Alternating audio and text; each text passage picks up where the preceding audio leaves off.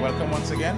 And for those of you who may be in the refreshment area, we just want to ask you to make your way to the conference or seminar area for us to start.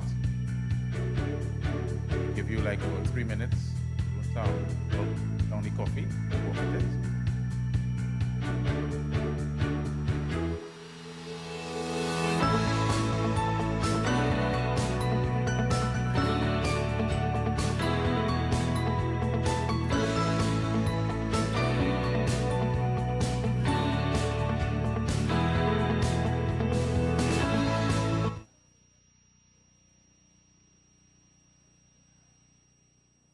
So a pleasant good morning to everyone. Right, everybody had coffee, something to drink? Good morning, everybody. All right, so my name is Kevon Lewis and I will be your host for today. And we want to welcome you to GA Farrell and Associates, their residential real estate seminar, Property Insights. And first of all, you should clap yourselves for being here, most importantly, because this is an important conversation. So clap yourselves, please. And to those of you online, welcome, all right, in the comfort of your homes, welcome. I think we have 174 and we're building, all right, to probably around 400 people who would have subscribed online. So hopefully they will join us very soon. So ladies and gentlemen, before we get into the meat of the conversation, we want to welcome, first of all, to give us an introduction and open remarks, the CEO of the company, Mr. Derek Begans. Please welcome him on stage.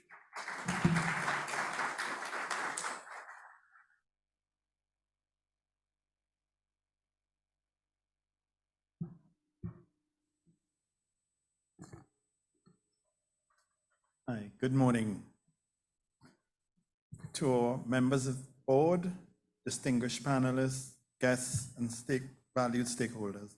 It is with great pleasure that I extend a warm welcome to each of you to today's proceedings. Allow me to commence by acknowledging the members of the board of directors who are here today. I will mention them. Our chair is Mr. Trevor Nicholas Gomez. Unfortunately, he can't make it today. Next is our Chair Emeritus and Director, Mr. Mark Farrell. Director, Mrs. Kavita Daly, unfortunately is out of the country.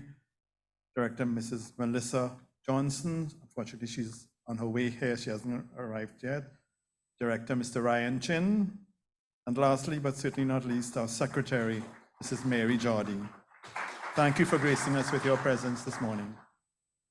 Furthermore, I'd like to express our heartfelt appreciation to our esteemed panel of presenters, whose expertise and insights promise to make today's agenda both enlightening and engaging. Firstly, Ms. Indera Sagewan, economist, Ms. Sally Singh, President of Association of Real Estate Agents, Ms. Dawn Glaisher, real estate broker based in Tobago, and lastly, Mr. Ryan Chin, chartered surveyor with GA Farrell and Associates. Your contributions are invaluable, and we eagerly anticipate your presentations.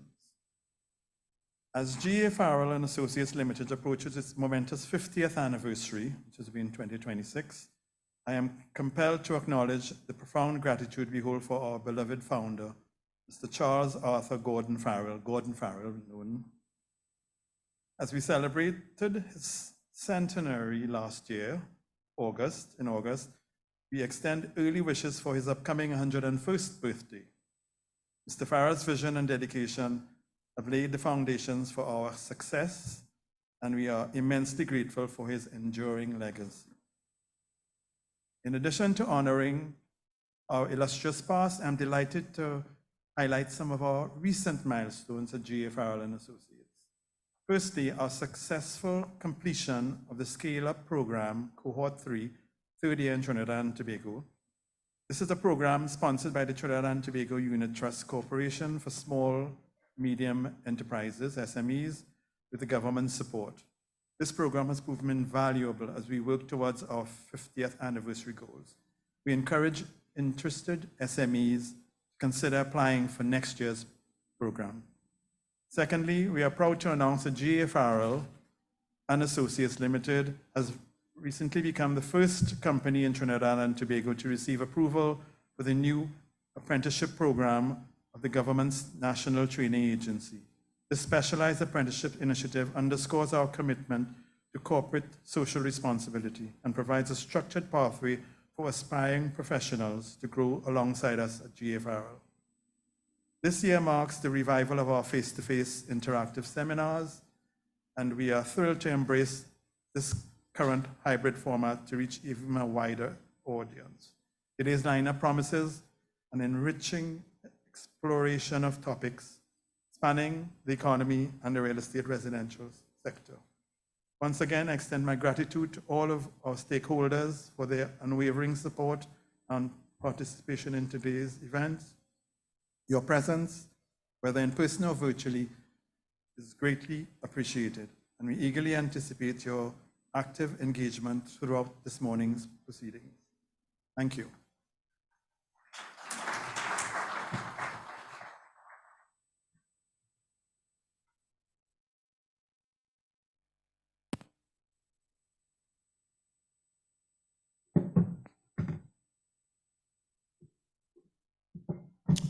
Thank you very much, Mr. Digans.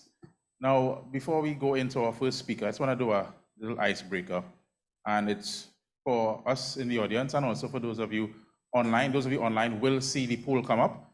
I want to get a little vote to see what is your favorite part of a residential property, all right? I want to see your favorite part. What for you would sell a home?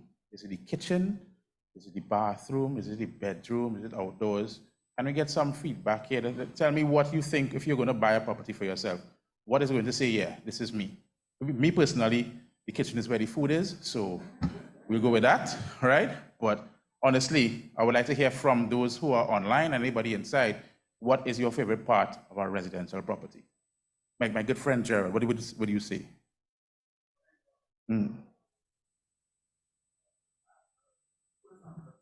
Yeah.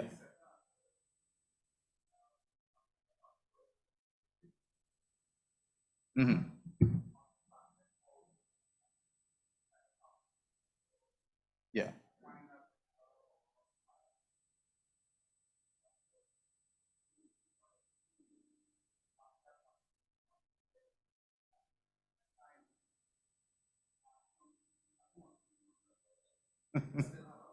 Yeah, yeah. Thank you. Thank you. Anyone else? You know, I'll only call names that I know, eh? So Clint, I'd love to hear from you.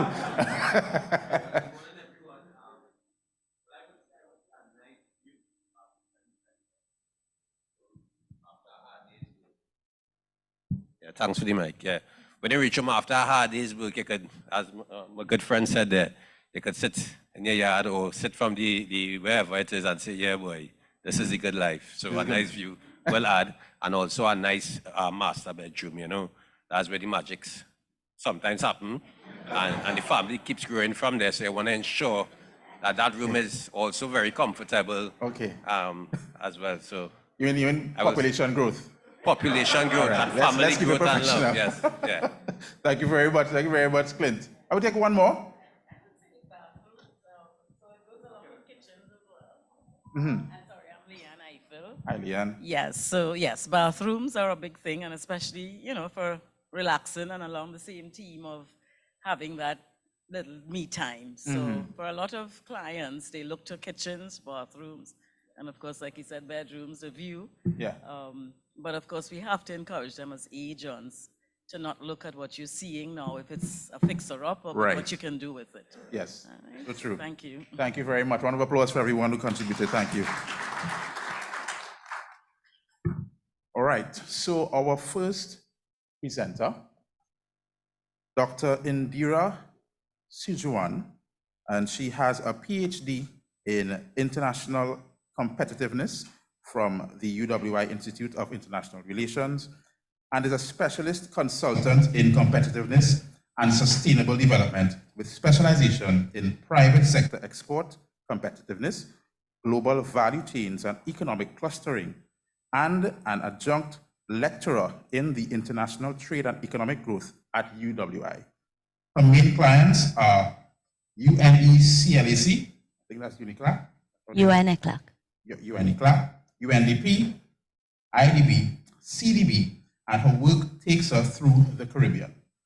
Dr. Sagewan holds an MSc and BA in economics from the UWI and several international specialized training diplomas in areas ranging from private sector, development, oil and gas management, project management, innovation, value chain and cluster analysis, and adult training in leadership and emotional intelligence. Indera is the current president of Trinidad and Tobago Economics Association and the former executive director of the Caribbean Center for Competitiveness of CCFC. Through the CCFC, hundreds of private sector executives, policymakers, and academics were trained in innovative approaches to competitiveness and significant industry and sectoral cluster studies to expand export competitiveness were commissioned. One significant outcome was a book titled Competitiveness Through Global Value Chains, edited by Dr. Sagewan. Previous to this, Dr. Sagewan worked as principal consultant of Applied Learning and Solutions, a firm which specialized in cost-benefit analysis, strategic management, and corporate training in soft skills such as leadership development. Doctor also served on boards of major state-owned companies in the oil and gas sector, including NGC, Atlantic Energy, PGPL, NEC, and was elected Member of Parliament. She also worked as policy analyst in the Ministries of Finance and Economy, and as special advisor to the Minister of Health. She is a well-respected expert facilitator and presenter at workshops, conferences, and a commentator on matters of the economy in Trinidad and Tobago and the wider region. So coming to speak to us on the impact of macroeconomic factors on real estate, please welcome Dr. Indera Sagewan.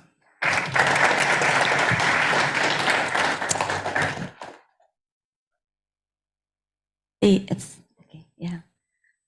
Can you hand me? I am going to opt to stay down here. I like to move around. Is that okay? And I have this fear that I might fall off that podium. And we wouldn't want that to happen. A very pleasant good morning to everyone. I want to recognize the members of the Board of Directors of Farrell and Associates, my colleague speakers, those of you who are here present today, and those of you who are listening via the World Wide Web. I want to thank Farrell and Associates for asking me to come and share some of my experience on the economy with you, and I hope that I will be able to add value to this morning's event and send you off inspired to better do what you have to do. So I've been asked to look at the impact of macroeconomic variables on the real estate market, particularly as it relates to Trinidad and Tobago. Now, I want to start with saying we're not an island unto ourselves, unfortunately. We are part of an interconnected global world, and therefore it would be remiss of me to just start in Trinidad and Tobago and not identify just a few things that's happening in the world that is significant to the real estate market in Trinidad and Tobago. I'm just going to identify three things. The first is global growth. Global growth, actually, since post-COVID, it has been trending upward for the most part. 2022, it was, where is the pointer part of this? It doesn't point. It doesn't point? Oh, it wouldn't work here. I'd have to be up there. I see. Okay, good. Sorry. So as you can see here in the first line, growth, 2022, 3.5, but in 2023 we actually had, this is real growth. So we've removed the impact of inflation. Real growth, it actually contracted some in 2023 and is projected to go up a little bit in 2025. So that is relatively good news. The second bit of good news is what's been happening with global inflation. We all know post-COVID, what happened to prices because of supply chain issues, etc. And we also know what happened following February 2022 when the Ukraine-Russian war hit. And again, prices just went through the roof. So that actually has been improving. So global inflation has come down to 6.8% 2023 from 8.7% in 2022. And the anticipation, the expectation is that that trend is going to be continuing. And it happened in large part because central banks in major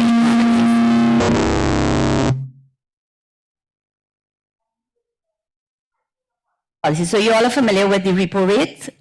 What they did is they started increasing the repo rate, which is the factor that influences commercial bank lending. So that is what was done. And the third issue I would just want to identify is what has been happening with respect to energy commodity prices. Post the Ukraine-Russian war, these prices just went through the roof. The price of oil over $100 per MMB per barrel, natural gas increased significantly. But for our purpose, look what has been happening in 2023. In 2023, the prices of all these major commodities have been on the decline. Of note is natural gas. Natural gas actually declined by 60%. Crude oil 7.9%, but for us not so important because we don't really produce much crude oil anymore. But what's important are the petrochemicals in terms of the decline in prices because that impacts directly our revenue, our foreign exchange earning capacity. So keep that at the back of your head as we move on. So that's a global economy. Some things, there's the expectation that it will remain stable, but there's some uncertainty. Continuation of the war in terms of what that could happen, conflict in the Middle East, what we saw happening in terms of some piracy issues that have taken place in the Red Sea, the U.S. election that is carded for next year, U.S.-Venezuela relation, particularly as it impacts on us and the dragon field. So these are things that you need to be looking at and seeing what happened because this pattern could turn on. The only constant is change in the world that we live in. So keep that to the back of your mind. So that's the global economy. In terms of overall, there are a number of macroeconomic issues that impact the prices of real estate. Only 20 minutes they gave me and I'm probably done with 5, so I can't do all of them, but I've identified a few that I think is the major ones.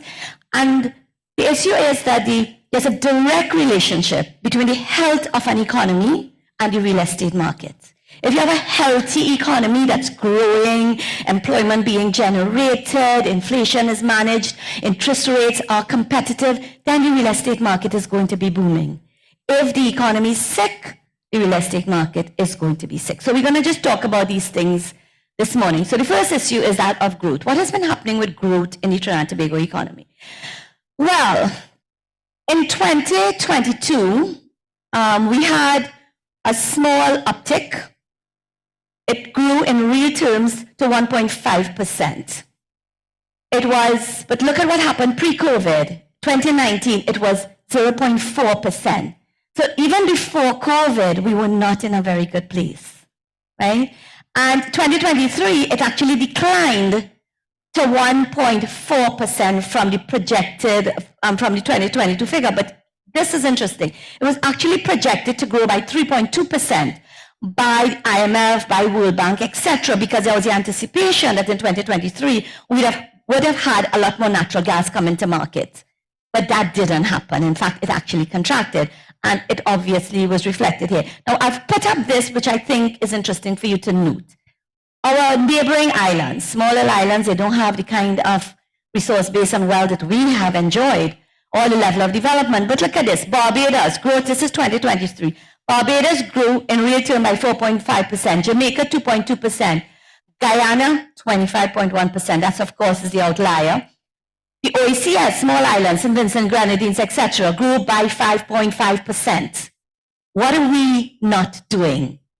What are we not doing in Trinidad and Tobago? That our growth is where it is. And in fact, the 1.5% in 2022 is the most significant growth we have had since 2014. Since 2014, we have been on a downward economic slide, real growth. And 2022, we had a small uptick, and that uptick in large part has nothing to do with what we have done. Simply has to do with the fact that prices of the commodities that I showed you in the earlier slide simply skyrocketed.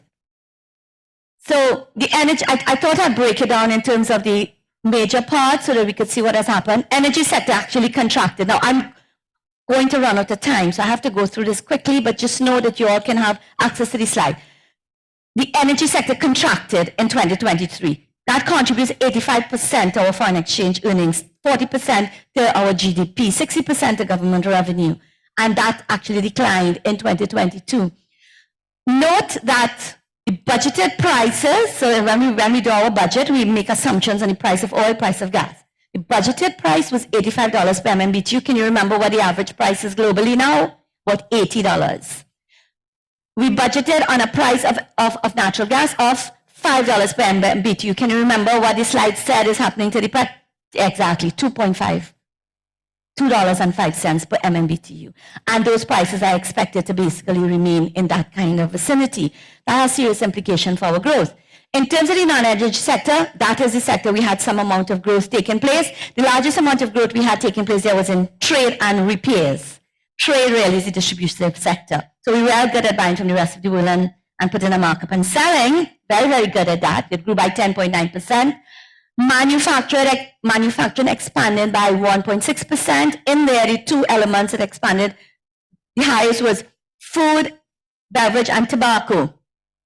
Petrochemical and chemical products contracted by 1.8%. That is the petrochemical industry. So energy used to comprise natural gas, oil, and petrochemicals. But a few years ago, the government removed petrochemicals and put it under manufacturing. So when they boast of non-energy growth, more often than not, it is because it comes from here. But this sector needs natural gas. And if our production of natural gas is constrained, then these plants can't operate. We have had closures of petrochemical plants. We have had a shutdown of one of the Train 1 Atlantic LNG. And most of these plants don't have the capacity, don't have the natural gas to be producing at capacity. Okay? They did well in 2022. Why? Why do you think? Why do you think? Because of price, yeah. Price more than doubled, and therefore they were able to do well, not because they were producing more, but because they were getting more money for the same amount of things that they were selling. So mining and quarrying 2.6%, tourism, we're starting to recover, but we are at 210,000 arrival 2023 compared to 290 2019. So there is room to move there. Construction and financial activities, growth has been flat, and that is important for your sector. What has been happening with construction? There's been a reduction in the production and export of cement, lower domestic production index for construction. I put in these two things, which I think is important for you to note. Our official reserve, that is the amount of money the central bank has in our foreign exchange reserve, has actually been declining from 2022 to 2023. We currently have 7.8 months of import cover. So basically, the economy of Trinidad and Tobago, we could wipe out our forex reserves in 7.8 months. That's the simple math of it. And you know, our propensity to import is pretty high. And secondly, our Heritage and Stabilization Fund. I apologize if for some reason my slides are hanging off. So that's the Heritage and Stabilization Fund. The last point there. It has increased from 2022 to 2023. It is now $5.5 billion US. But that, ladies and gentlemen, represents 70% of the annual expenditure of the government of Trinidad and Tobago. 70%, 3/4 of our annual spend estimated at about $55 billion. Okay, so inflation is important, obviously, because if you have a situation where inflation is increasing, it means the prices of real estate is obviously going to increase. What has been happening with inflation? Good news, it's coming down. So it was about 8.3% January 2023. It's now at about 4% or a little bit less than that. And all my data comes from the Ministry of Finance, the central bank, and their data comes from the Central Statistical Office. So everything that I have here is official data. Doesn't come from my head. Important, food inflation, which is usually the major element, especially COVID and post-COVID, that actually moved from 17% to about 5.6% in 2023. Core inflation, which removes food and energy prices and then deals with a basket of other things. Construction is in there, actually declined from 6.2% to 3.7%. And there was a modest price decrease for imputed rentals of owner-occupiers. And this was supported by rates of inflation for general carpentry, repairs, masonry, and plastering. So the price of these things came down. So that's good news in terms of the impact on the cost of construction and therefore the cost of real estate. There was acceleration though in inflation with respect to external painting, electrical repairs, and replacement parts. So that is off and okay, good.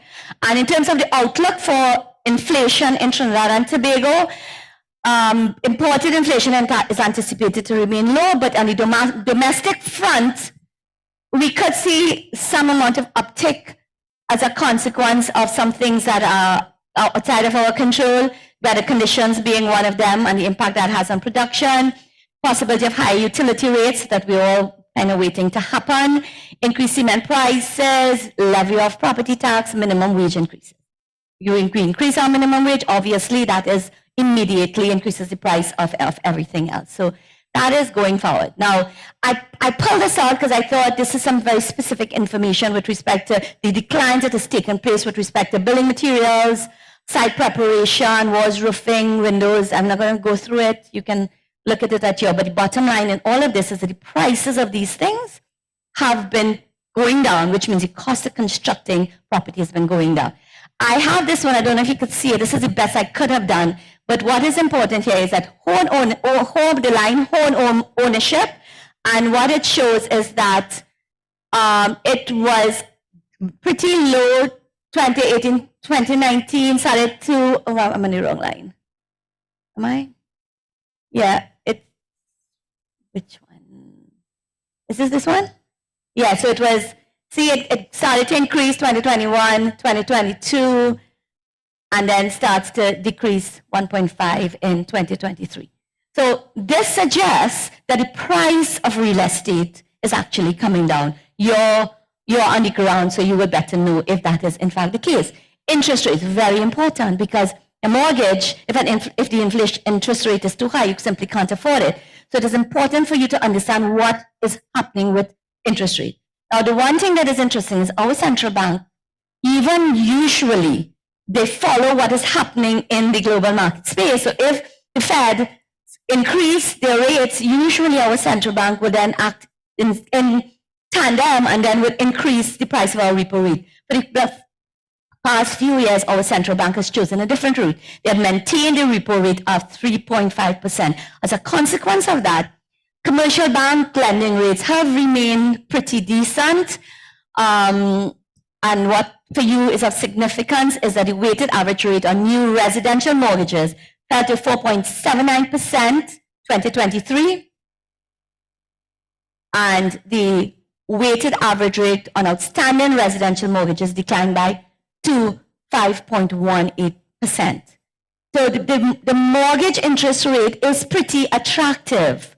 So it means that persons considering the rate of interest that they have to pay on their mortgage, if we continue in this kind of climate and it could possibly even go lower, then, things could augur well for that. So according to the review of the economy, the low interest rate environment continued to spur demand. So there has actually been an increase in the demand for real estate mortgage, a 6.4% increase in 2023 compared to 3.9% growth in 2022. So the commercial bank data is showing, I have 5 minutes. Okay, good. Right, now, what is interesting about this is the information, this is a global information, and tells us that men in terms of gender, men invest more in real estate than women, firstly. Secondly, the age category for investing in real estate is between 40 and 50 years old, but 70% of persons fall in that category. So I thought that was interesting. So I thought, let's see what's happening and let's see what Trinidad and Tobago looks like. Now we're looking at the health of the labor market. This is really important. And unemployment has been coming down. So that's good news. the official statistics have it right now at about 3.9%. It was 5.7% 2020. So unemployment, which is good. If unemployment is going, people have more jobs, then obviously they're able to buy property. But in terms of the data, it says that in the age category 30 to 49, which that 40 to 50-year-old people who are more tending to buy real estate fall under, unemployment of those person was about 60%. Pretty high, 60%. Because if those persons are unemployed, it means obviously they are not going to be buying real estate. And then the last I highlighted here, male unemployment rate fell between the third quarter of 2023 and the fourth quarter of compared to the fourth quarter of 2022. So that's good news. So the bad news is that the cohort of persons overall who purchased property, 60% of them were unemployed. But when you look at male unemployment, that actually declined. And if men are the ones making the decision, that's good news. And then we look at something called the labor force participation rate, which tells us the number of persons who are actually actively seeking jobs or employed. And you want that, developed countries, it ranges about in the 62, 64%. And while overall we're a little bit lower than that, we're about 55%, male participation rate over 64.0%. And that's good news. Government policy initiative. Now, she's going to tell me I got to sit down. But there are quite a bit of things on the cards to support the real estate market. But basically, it is to support lower middle to lower income households. And the initiatives that are on the books to support keeping the prices of this category down, certainly as defined by the state. It's represented on this slide here. There's issues such as stamp duty exemption, first-time homeowners exemption of stamp duty, 1.5 million, etc. But there are some important challenges to that. Young people particularly, maybe in their late 30s, who want to buy a house, are still operating, many of them, on a very short-term contract, especially if they're working in the state sector.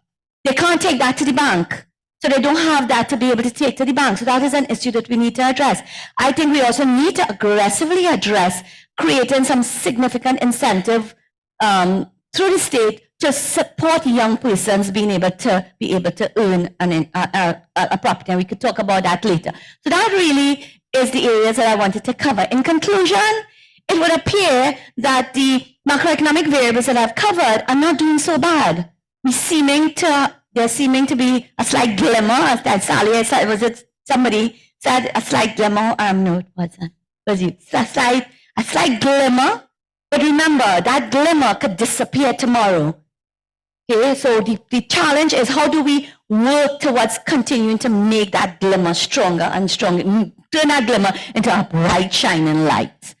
That is the imperative. And a lot of that falls, unfortunately, outside of your limits, because it falls under the issue of governance of the economy of Trinidad and Tobago. Notwithstanding the good news there, I think there are some mitigating factors that I want to just actually mention, even if I can't get into. One is the issue of crime and safety.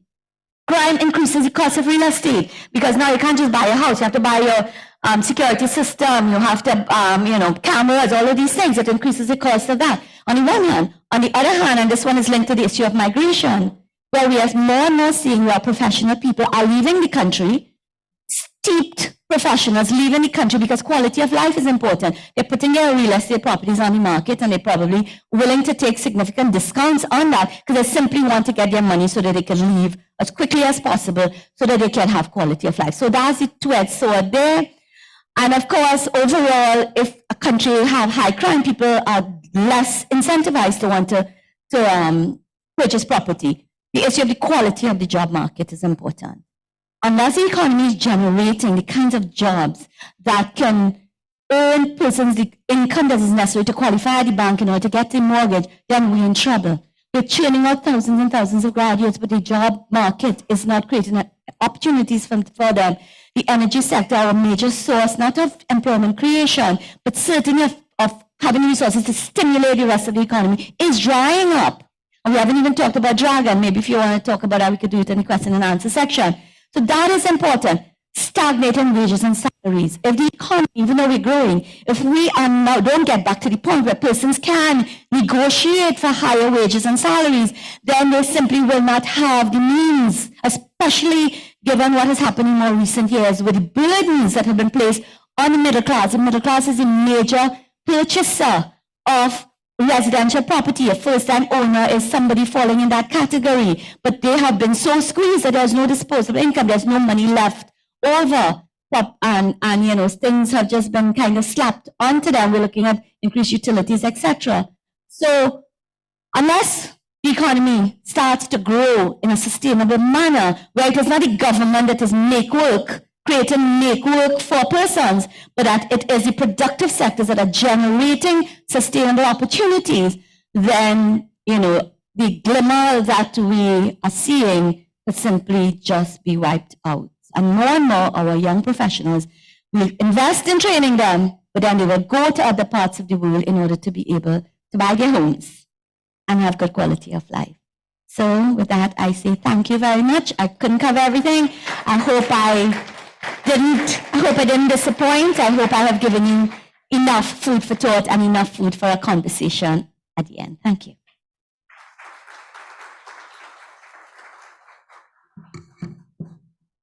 Thank you very much, Dr. Sagewan. A very insightful conversation. Good to know that unemployment is declining and also mortgage rates. Buy another piece of land somewhere, right? But definitely good information, and I want to let those of you who are online and here with us, you can feel free to scan. There's a QR code. You can scan and be part of the Slido app.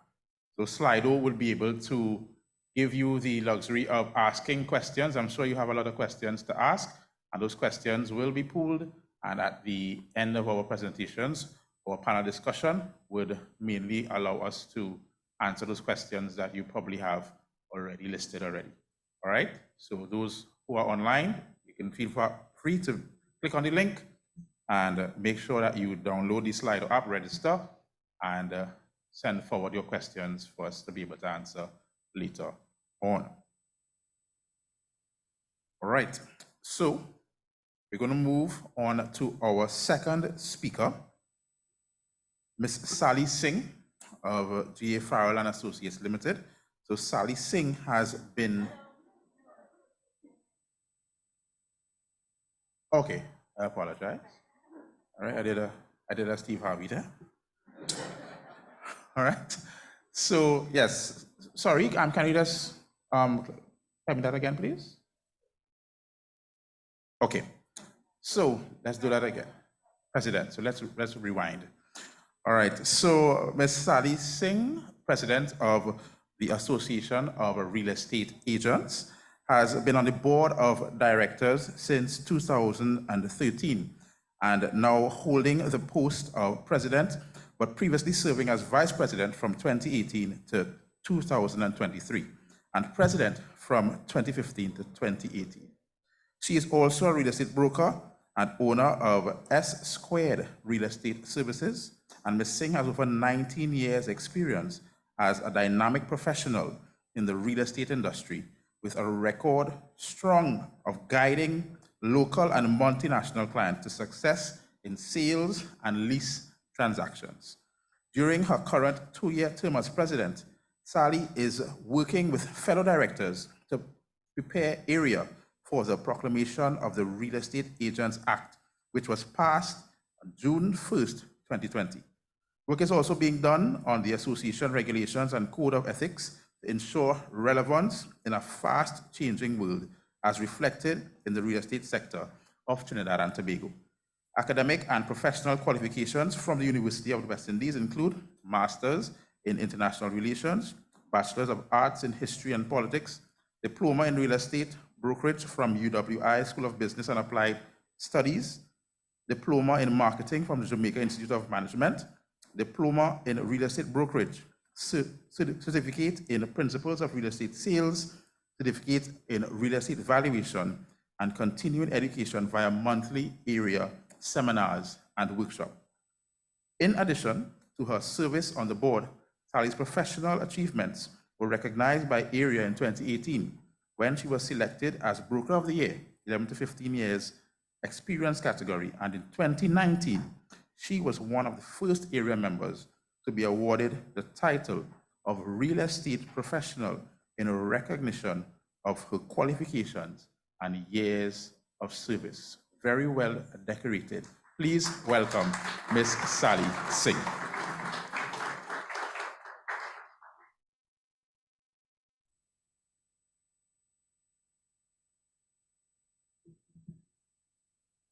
was advised to walk gingerly on the stairs. Good morning, everyone. Ladies and gentlemen, my presentation today deals with changing tastes of buyers and types of properties that have been increasing in demand. Post-pandemic, a lot has changed, the world by extension and in real estate as well.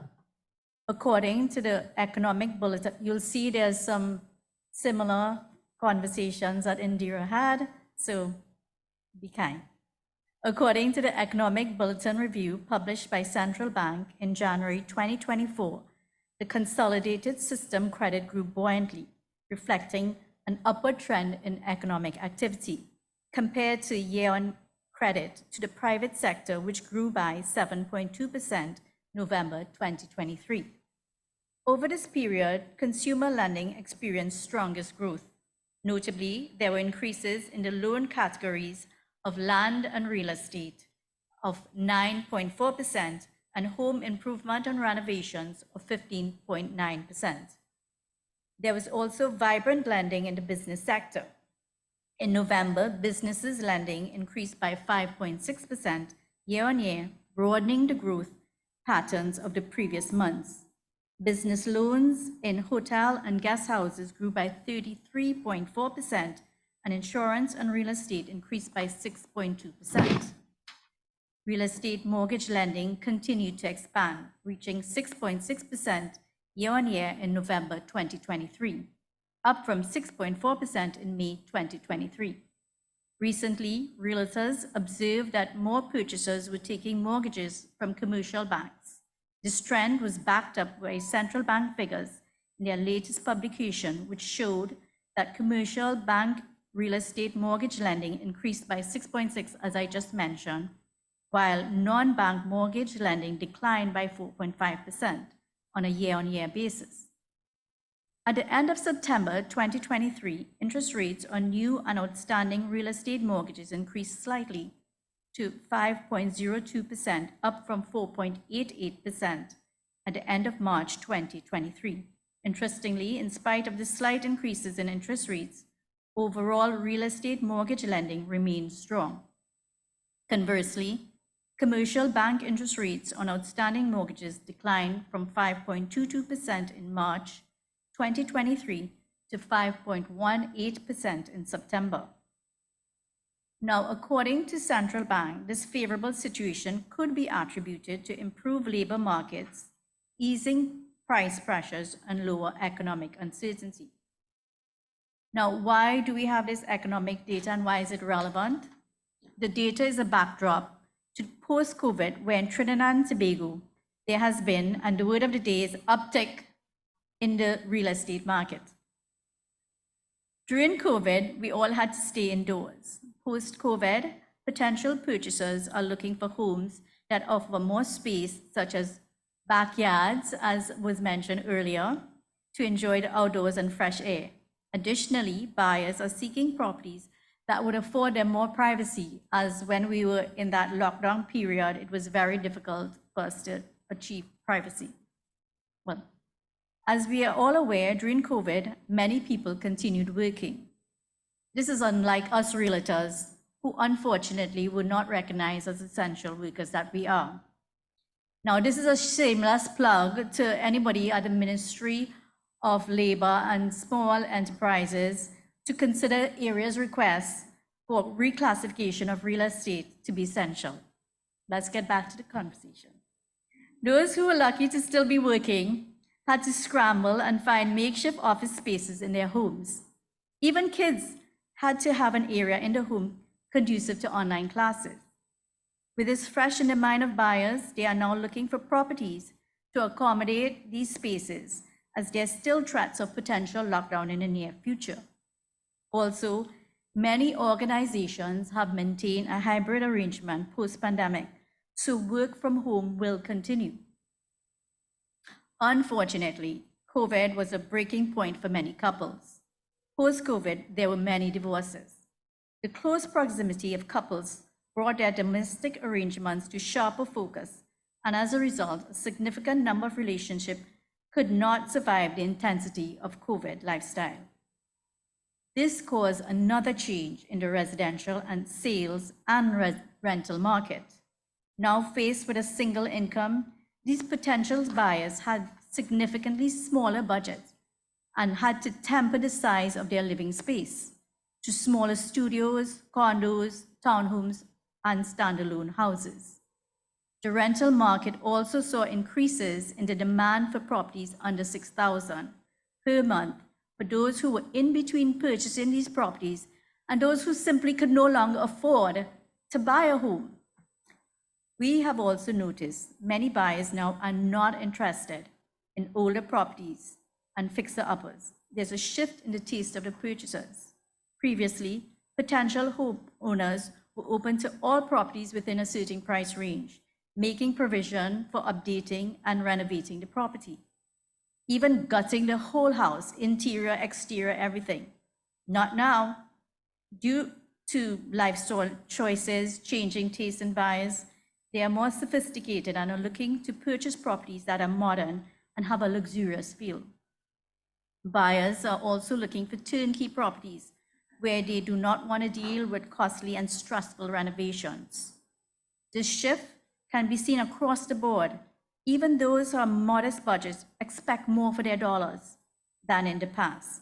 We are seeing where potential purchasers feel that if they have to compromise, they would offer something that is substantially lower than the asking price, and even in some cases, lower than the valuation amount.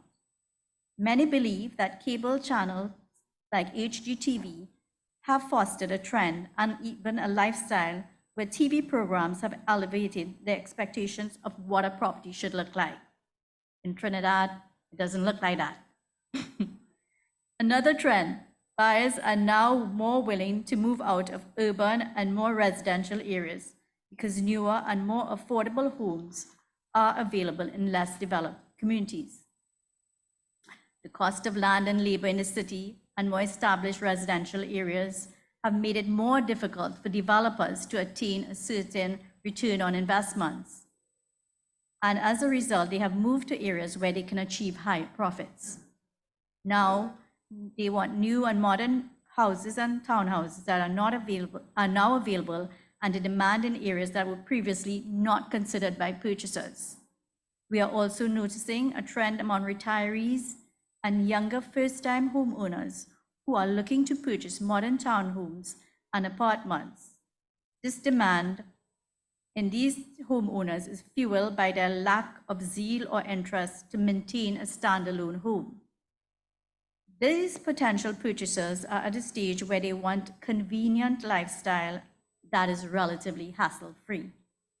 The market is also seeing more suave buyers who are not only cognizant of their budget, but are eagerly looking at investment properties to offset their mortgages. These potential purchasers want to house hack. What is house hack? Well, house hacking has been around a long time now, but it's gained a lot of popularity over the years.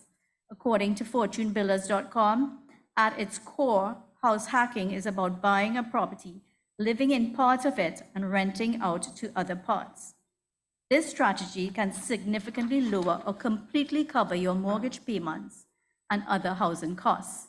The savvy way to start in real estate investing, allowing you to build wealth and reduce your living expenses simultaneously. House hack can also provide valuable experience in property management and real estate investing. Unlike previous generations where purchasers mainly bought a property primarily for residential use, the millennials and Gen Zs want to earn extra income to not only pay off their mortgages, but to maintain the lifestyle they had even before they became mortgagees. There are some buyers who already have their first home and have paid off their mortgage and are looking to purchase a second home as rental investment, such as a multifamily house or an apartment building in an effort to build equity. It is also worth mentioning that there are buyers who are interested in properties that can be converted to multifamily units and resold as 1 or 2 bedroom apartments or units. We are also seeing where some young professionals are taking mortgages and purchasing properties with the intention to rent. It has continue to live comfortably in their parents' homes. In this way, the rental income covers the loan monthly payments, or at least a significant amount, as the buyers build equity. A trend that has been consistent in South and Central areas is the demand by purchasers to acquire land to build. Land is more available in these areas, plus the buyers there prefer to build according to their peculiar specs. According to a senior banker, many of their clients, this bank is in South, many of their clients want their property to do something for them, according to her. As a result, they prefer to build a house that they may have the option to rent either immediately or even later. And they would also like to consider having the business downstairs that property. Again, we see the house hacking scenario. We also see that Southerners are also not keen on large residential developments. They prefer smaller, intimate, gated compounds where the square footage is spacious and the maintenance fees are reasonable. Today's discussion is specific to our market in Trinidad and Tobago, and it would be remiss of me not to comment on crime and its effect on real estate taste and demand for properties. Some of us would say that we're at the stage where even the criminals are concerned about crime, but I digress.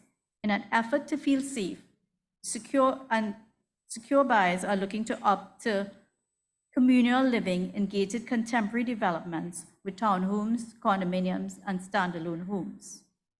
As I wrap up this presentation, purchasing a home has many benefits. Shelter is one of our basic needs as humans. Therefore, the joys of home ownership cannot be underestimated. In addition, there are economic gains such as home appreciation, equity, tax deductions, and deductible expenses, and it can be a long-term investment.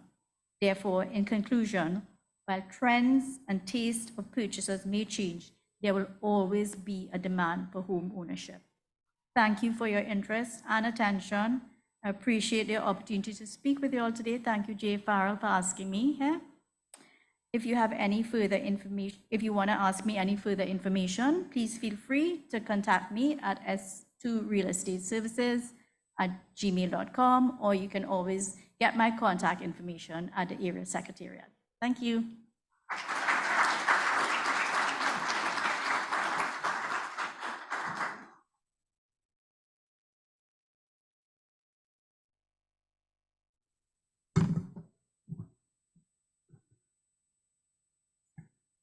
Can we get another round of applause for Ms. Sally Singh, please?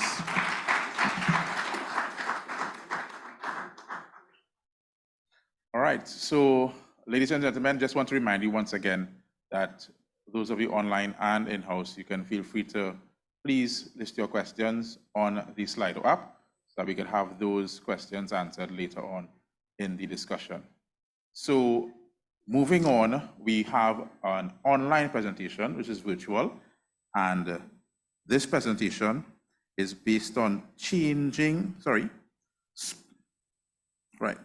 spotlight on Tobago residential real estate.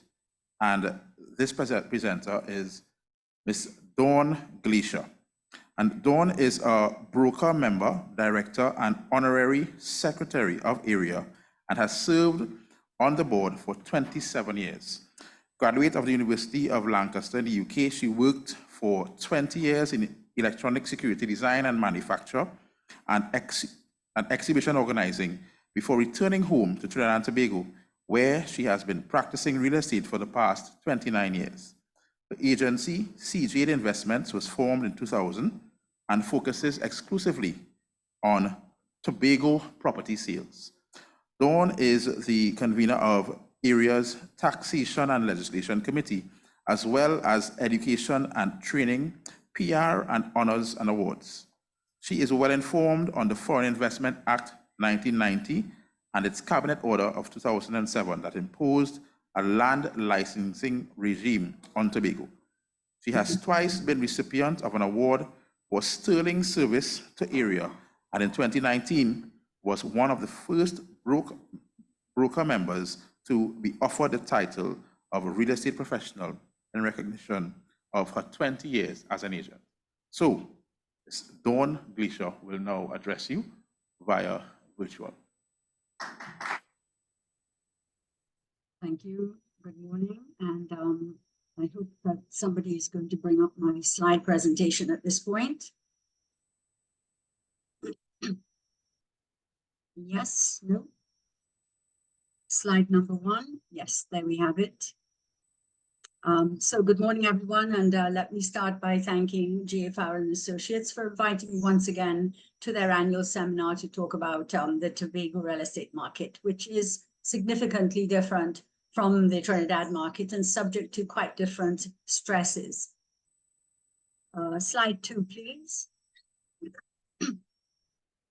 So my focus this morning will include an overview of the real estate market, identification of the residential sectors, the role of foreign direct investment, FDI, up to 2007, Tobago land license regime, impacts of global and local recession, and then finally the current market activity and trends as we see it at the moment.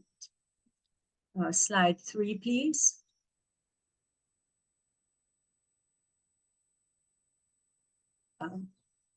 It is generally accepted that the Foreign Investment Act of 1990 opened up the Tobago real estate market.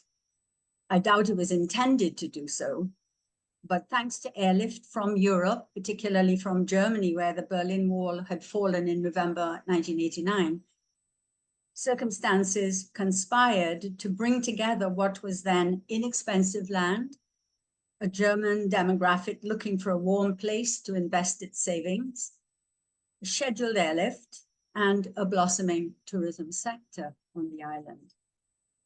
The Tobago economy grew steadily from 1990 to about 2005 or 6, with a significant boom in land sales to foreign nationals, but also to the Trinidad investor. And if you remember, we had the construction of the Tobago Plantations Beach and Golf Resort. So development peaked in about 2005, but with steady cuts to the destination marketing budgets, international arrivals began to drop, and THA introduced the idea of diversifying away from tourism. In my opinion, a ridiculous concept given the inherent diversity of tourism that was employing at least 50% of the workforce at that time, around 2005-6. But the Cove Business Park was created, nevertheless, to house this commercial diversification away from tourism. And we wait to see what that will do. It's pretty inactive still today. Slide 4, please.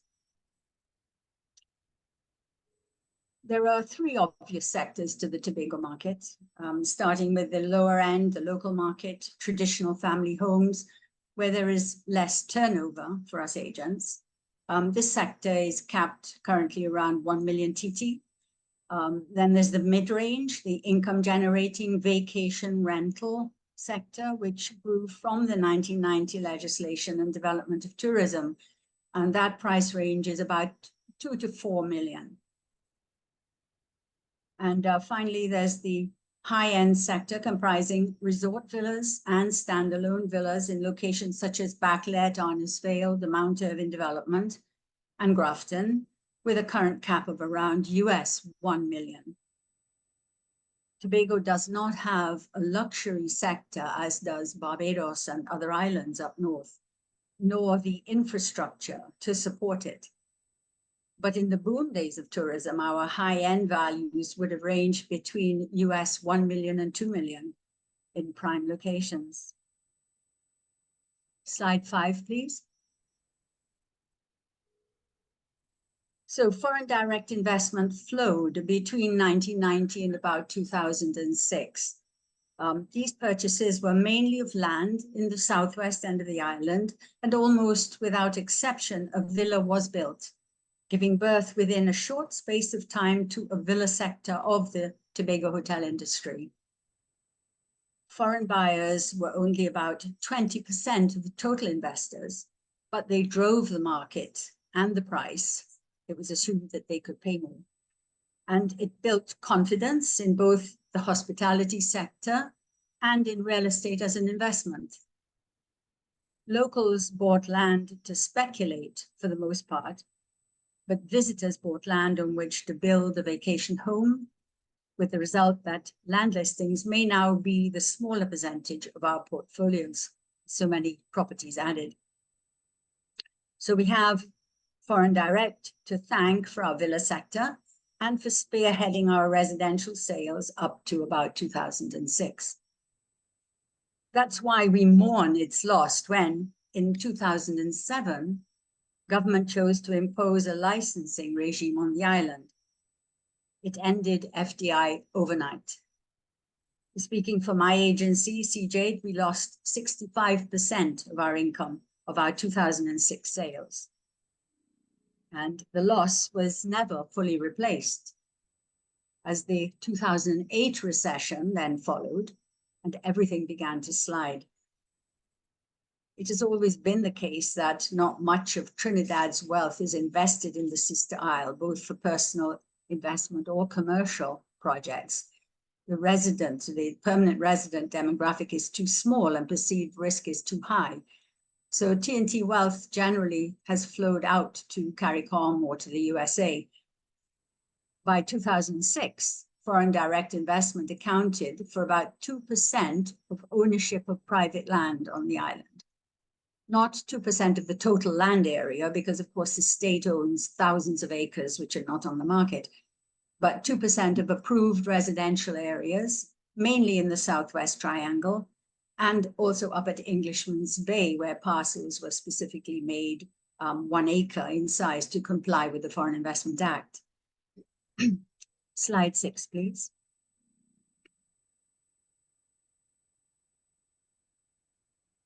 A brief analysis of the licensing regime and its impacts shows that from February 2007, when it was imposed, when FDI was halted, it took government 3.5 years to develop the application process, even with the active help of the private sector. As you can imagine, we were very keen. My agency was actually the first applicant and got the first license for a client in August 2012, by which time the local investor was all we had to work with. Prices had dropped at least 30% with no end in sight, and tourism was soon to record a drop in international arrivals from 90,000 per annum to 18,000, 19,000. Incredible drop. The license was an economic disaster. Vendors tried holding on to listed prices since 80% of investors could still buy freely. That's the domestic investor. But loss of confidence, uncertainty, and a declining tourism sector definitely took its toll. The market slowed. Now, international visitors at the island made little attempt to buy property, given the deterrent of the application for a license and the time it appeared to take to get one. The THA database of sales to foreign nationals from 1990 to 2005 showed some 25 sales per annum. At least that was what was recorded, about 25. So losing 25 land sales is a significant loss of foreign exchange earnings to the island economy. But how much more so when you factor in that each sale occasioned not just construction of a villa and a pool, but employment of inside staff, ground staff, property manager, ongoing maintenance services, as well as revenue to supermarkets, bars, restaurants, and tourist activities, since visitors might stay from 2 weeks to 3 months at a time in their own villas. It was a shock to me to learn more recently from the Ministry of Finance that applications for licenses and presumably sales averaged 1 per annum from the date that the licensing process was activated. Slide 7, please. The Tobago real estate market has been, let's say, punched in the gut many times since 2000. First, the beginnings of the death of tourism through shrinking destination marketing budgets. Then the island, the land license was imposed. Then the global recession took its toll. That slid into national recession and a kind of contempt for tourism. Then the lockdown of the pandemic and our present threat from the absence of a recovery plan and the US dollar scarcity that is making a sizable number of our listings unsellable, especially villas belonging to those very investors who built our villa sector. They are growing old and dying, unable to liquidate their Tobago assets. A conservative estimate would show that the market values must have dropped 50% since 2007. Despite that, asking prices for land and property are still considered high, but perhaps not as high as a new build once you dial in the results of global material shortages and supply chain disruption following COVID. Indera actually covered that well, but she said that those prices are actually dropping, which is good news, I suppose. And although we are focused on residential markets in this presentation, we have to say that with the island economy stalled, Trinidad companies are no longer as active here, and both commercial sales and rentals are measurably down. And don't let us forget the inadequacies of air and sea bridges that never quite seem to meet the island's needs. Slide 8, please. So as we start 2024, what does the market look like to us here on the island? Area members report inquiries, yes, but prospects are cautious and inquiries are not sales. Local investors seek land below 400,000 in value, houses below 1 million, and they are just not available. Entry-level villas are 2 to 3 million. Popular villas, say like Saman Grove, around 3 to 4 million. And high-end, either side of 1 million US dollars, often paid offshore. Obviously, banks are a factor in this scenario, being even more risk-averse than usual as they focus on shareholder dividends rather than the survival needs of Tobago customers. Even citizens domiciled abroad who seek to invest their foreign savings have budgets that prevent a successful purchase, yet they are our ideal investor. They're local, they have no need of a license, they have US dollar cash in their pockets, but apparently not enough of it. And where resident investors are qualified for an adequate loan, too many listings demand Forex and cannot be viewed. The roadblocks are always there to frustrate a sale. So what are the trends that we are seeing in this less than ideal market? As I mentioned before, returning citizens is one pattern we observe, looking for both retirement and investment property as a hedge against future social and economic crisis. But budgets remain a challenge, as I said, and many investors prefer to reduce their risks by shopping around in the region for better value for their money. The local investor is still loyal, but without a vibrant tourism sector, how do you guarantee return on investment, especially via healthy occupancy levels? Unless you have the good fortune of owning the right property in the right place, rentable at the right price for the Trinidad visitor, and marketed across all social media platforms. If you have that, you can still give some villa owners a viable occupancy where hotels fail because they depend on international airlift and we don't. So what about the local buyer who just wants an affordable parcel of land to build a house on? As mentioned earlier in the presentation, land sold out first, and now we have a dominance of built property on our listings. So one creative solution that area agents have observed of late is that raw land with no development approvals from Town and Country is being surveyed, parceled out, deposits taken, not necessarily into escrow, and a payment plan offered as infrastructure is hopefully put in place to complete the sale. Such unapproved developments have been spotted by our agents in French Fort, in Moriah, Mount Pleasant, Orange Hill, and Mason Hall, for example. And certainly in one advertised case, the lack of Town and Country approval is clearly stated. To my knowledge, this constitutes bad title to land. So one wonders how agents are handling these transactions. And the buyer's attorneys, how are they handling the absence of status of land letters needed by Valuations Division? Area's Tobago agents are qualified and registered professionals with knowledge of the local market and of the law, but we are seeing a growing number of agents operating this side of the air bridge whose behavior brings into question whether they are even FIU registered as the law mandates. In addition, I'm sure that the myth prevails that if you pay cash, you do not need Town and Country approval. Slide 9, please. So, to stimulate activity in real estate in Tobago, we do need more pre-approved parcels for residential development in appropriate income-generating locations.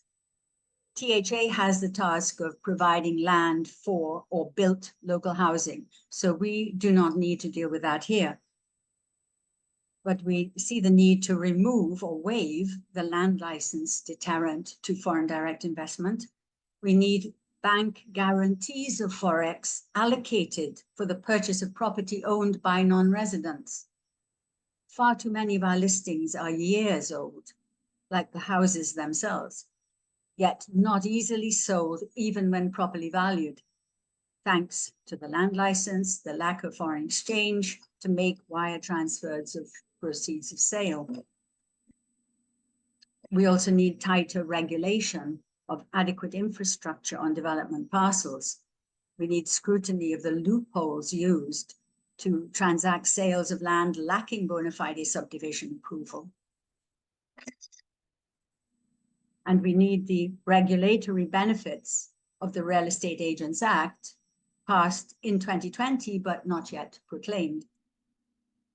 To put fuel in the tank, however, we clearly need to revitalize the tourism sector, which is the engine of our local economy.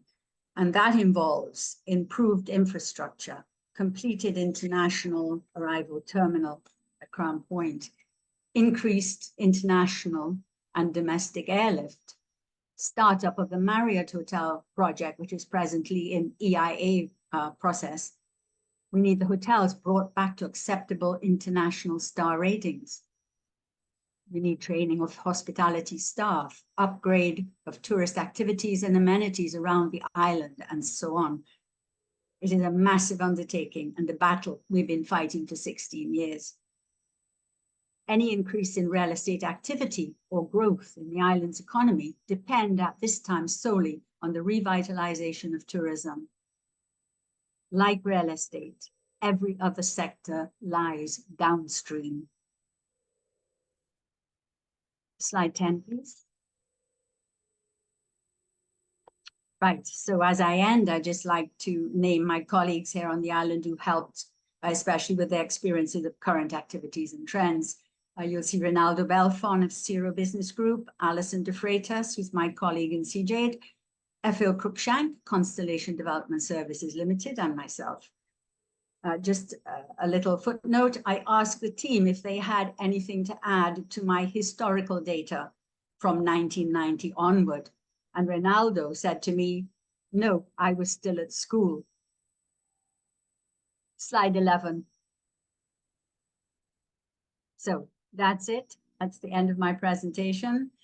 Thank you for your attention and for J. Farrell for the opportunity to present to you all today. It was my pleasure to do so. Thank you.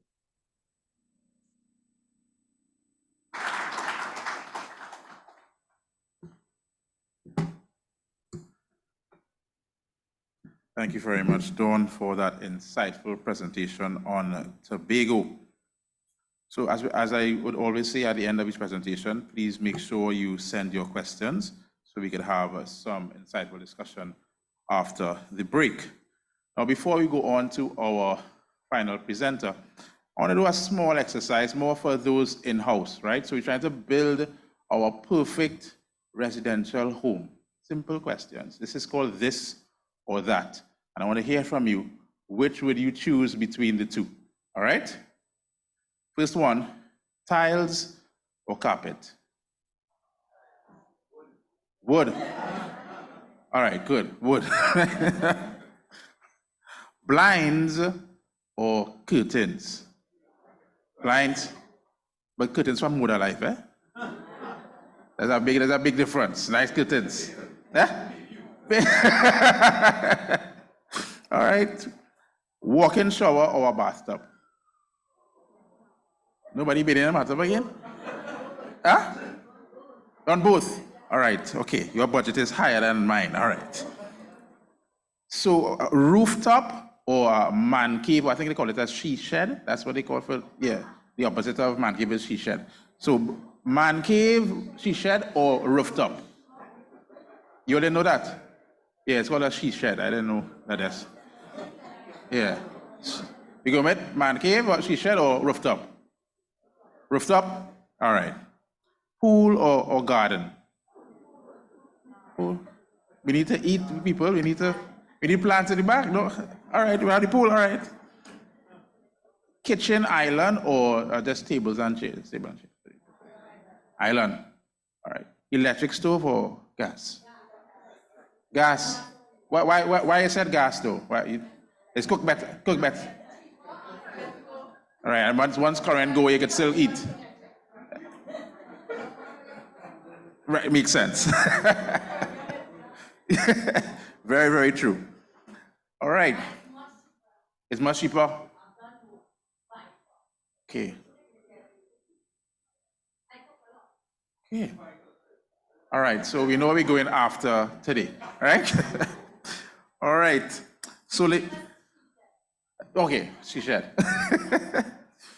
All right. So, ladies and gentlemen, moving on to our final presenter. He's going to come to talk to you about the updates and developments in residential real estate. And his name is Mr. Ryan Chin, Executive Director at G.A. Farrell and Associates. Now,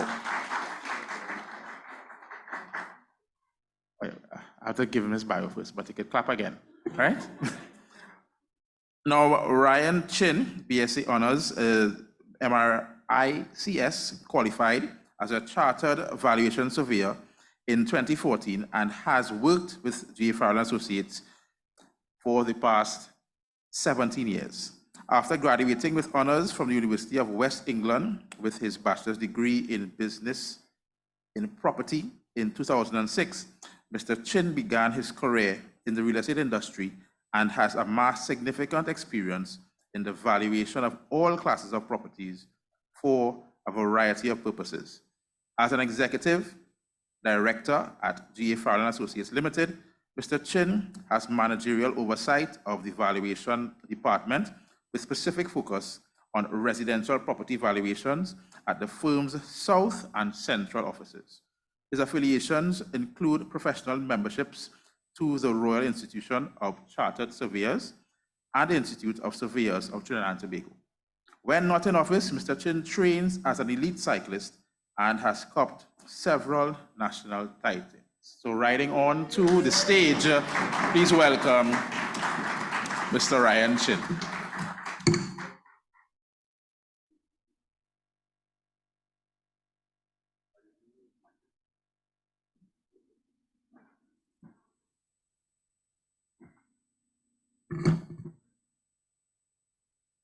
Morning. What was the first question you asked about what is the best house? Yeah. But what best feature?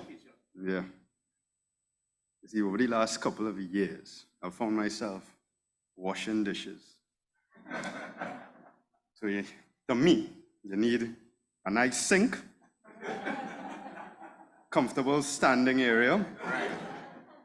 You don't want to get wet from the dishes. You have to have your TV, because you're watching a movie, and then you have to have a view. If you have that, for me, you sell that house. All right. Let me throw up my slides here. I'm fed up seeing myself. Find my password.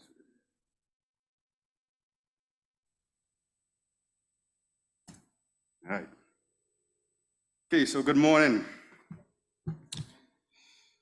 So, like the title says, I'll be looking today at the updates and developments in the real estate industry.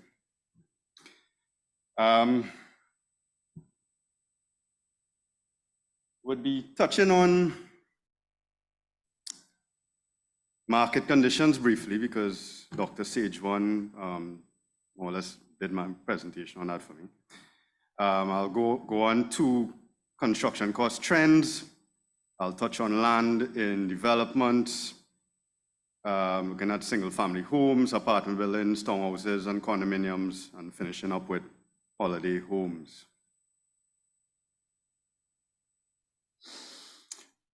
But first, just my usual disclaimer.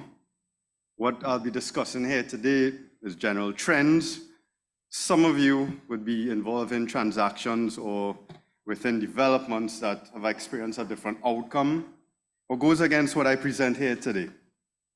Please understand it's a general outlook that we as valuers have seen.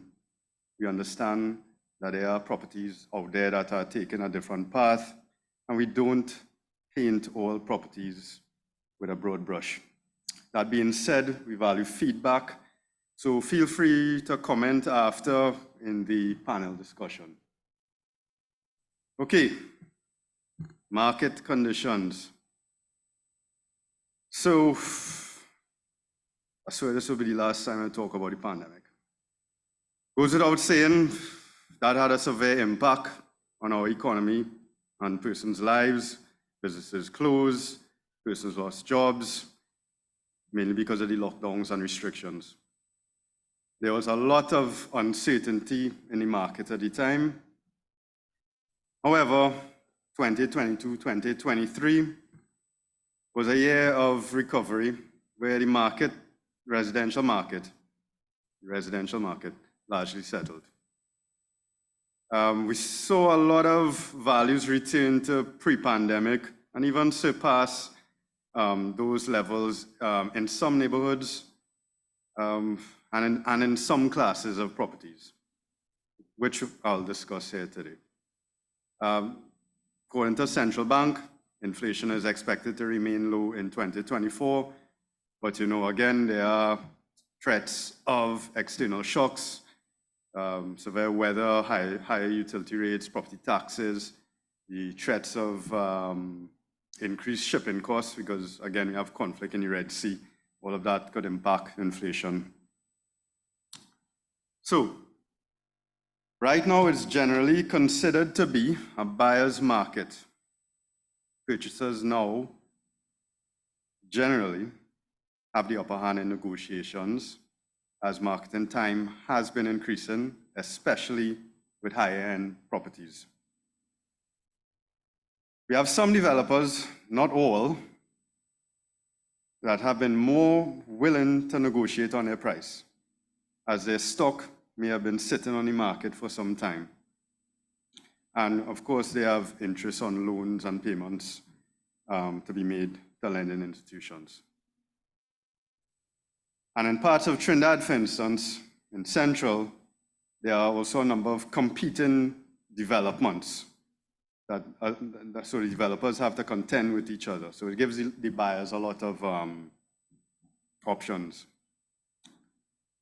And we've had the benefit of very low costs of borrowing over the years, which has been fueling middle-income transactions, which you'll find to be a common theme in my presentation.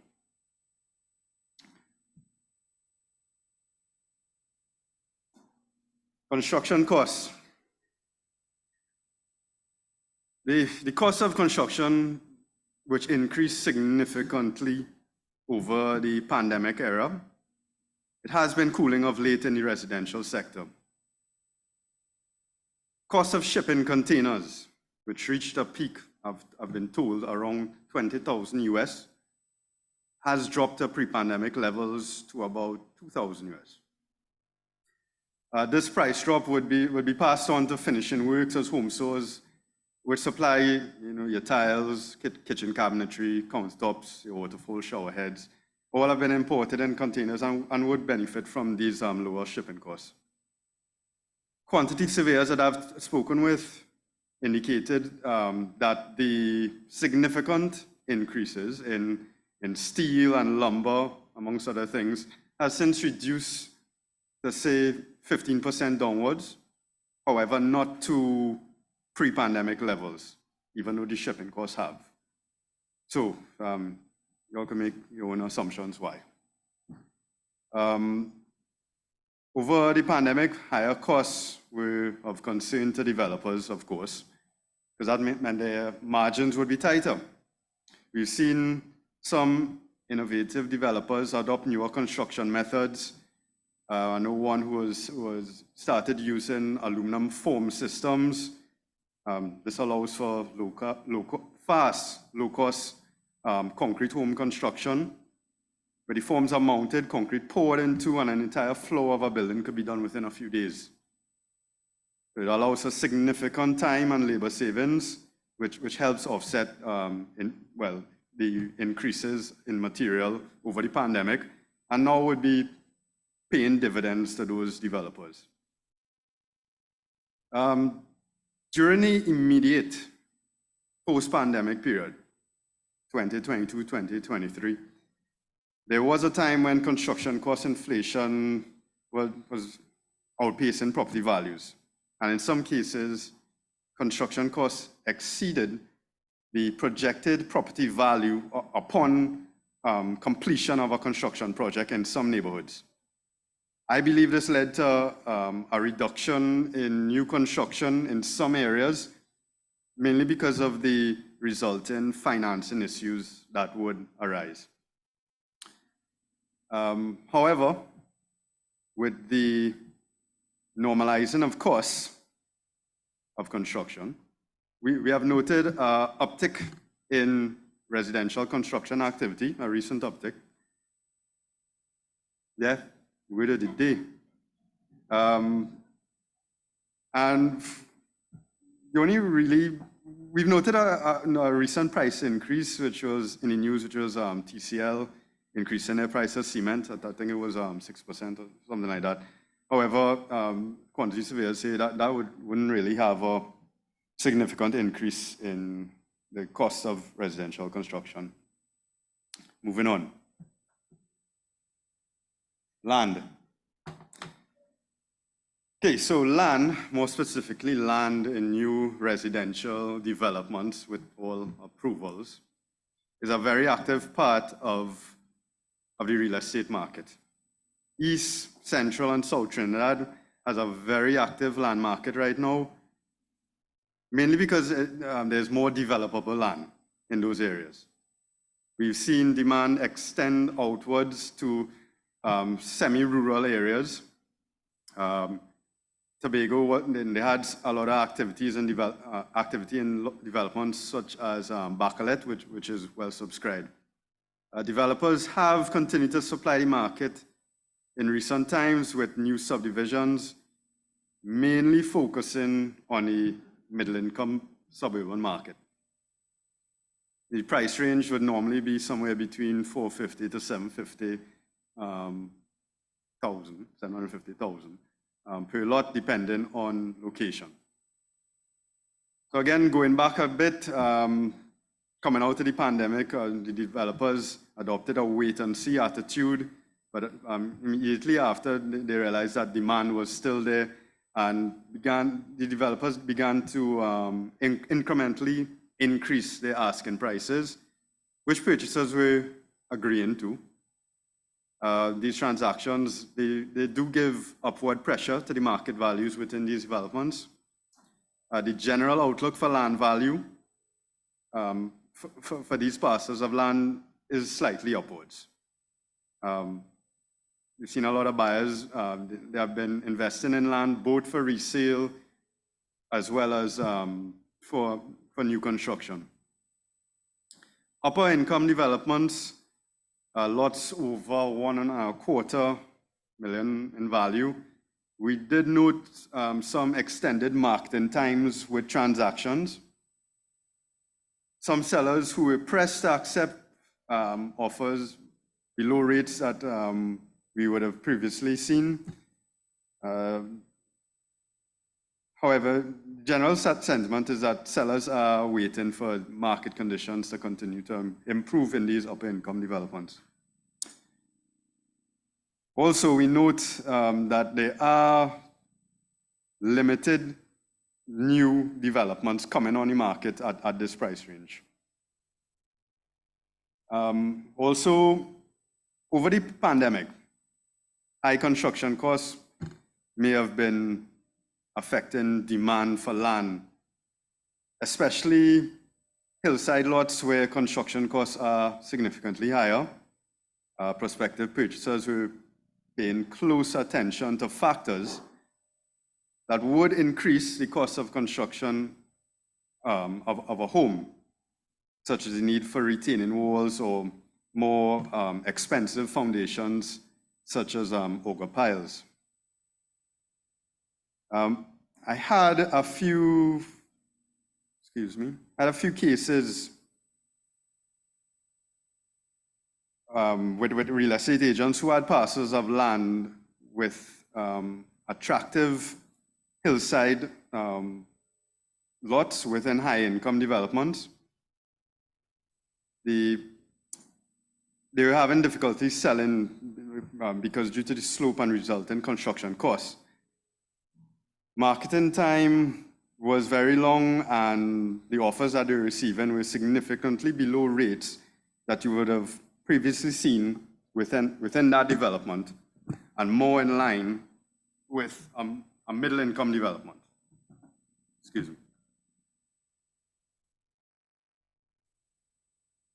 I have to scroll here. Also, purchasers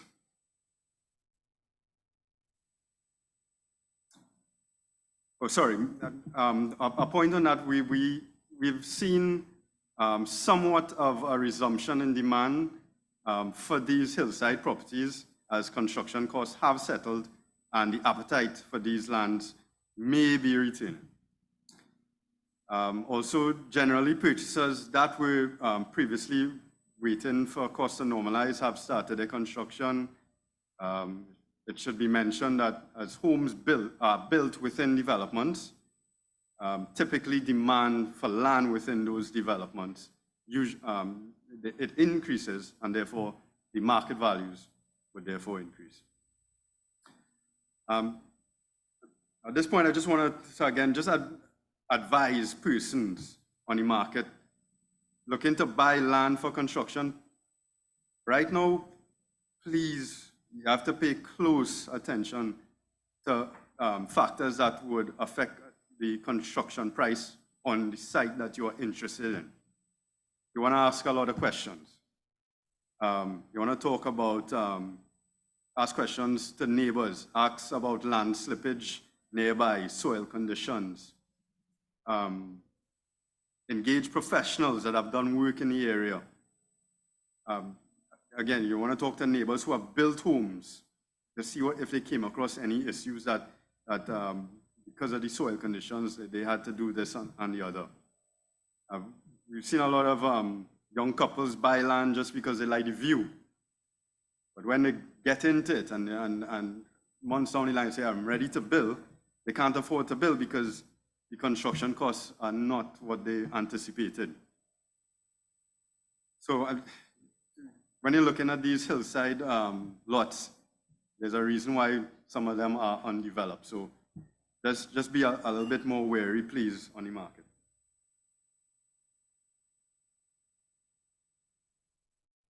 Moving on.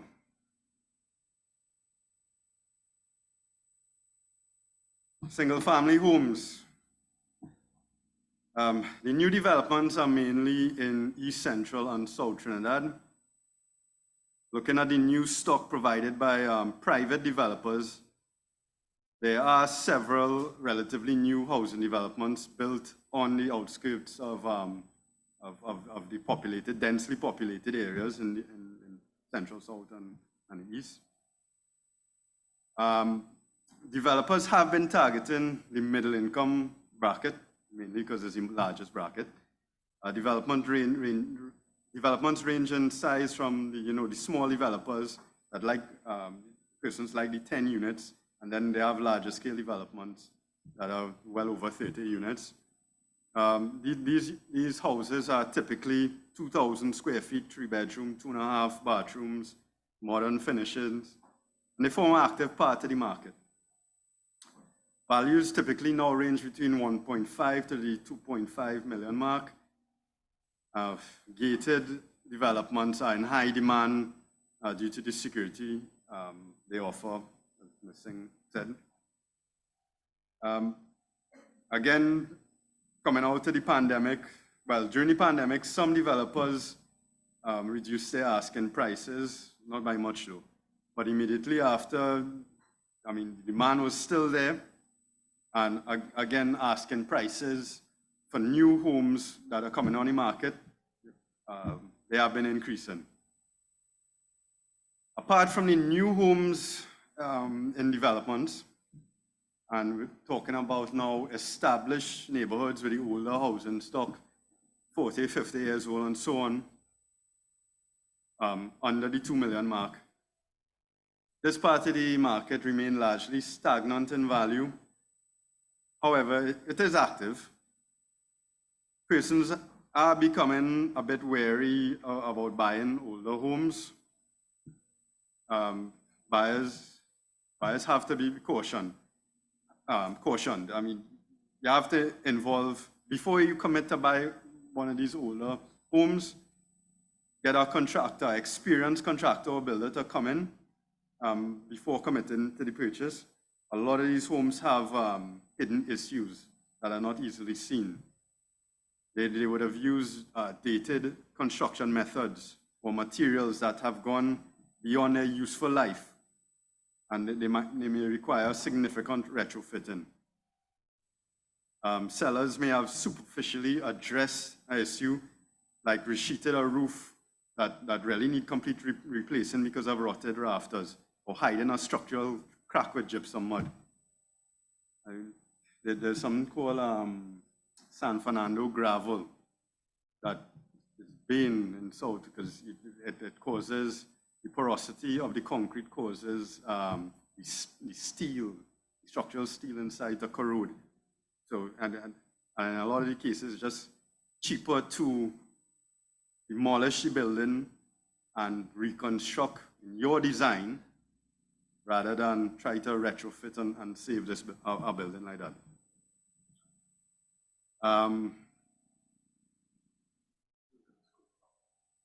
Upper income homes over 4 million.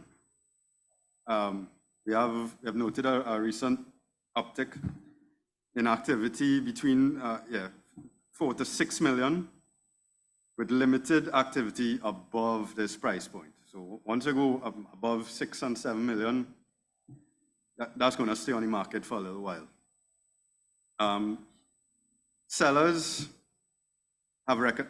Purchasers have recognized that the ball is in their court, and because it's sitting on the market so long, so they're going to negotiate.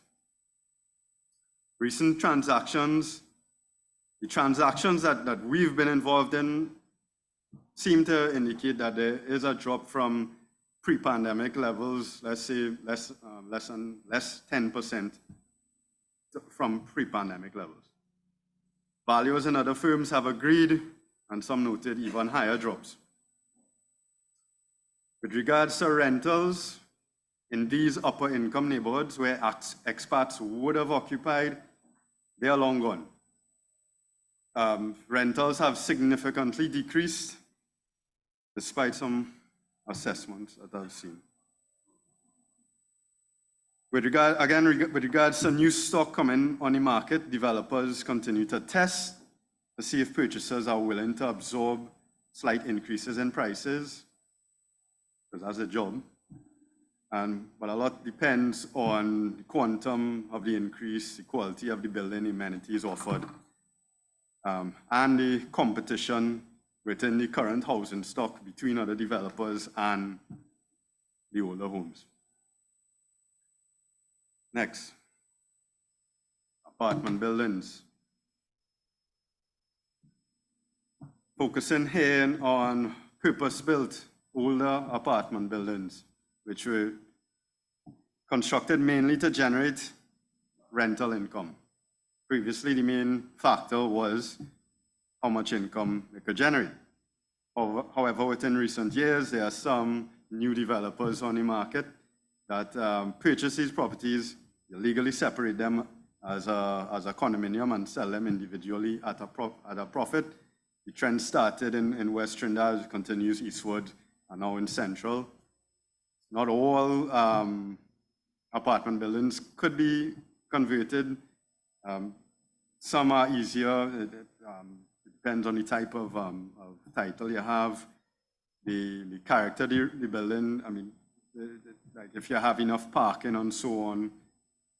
But it all circles around the ease of conversion and to a condominium type development.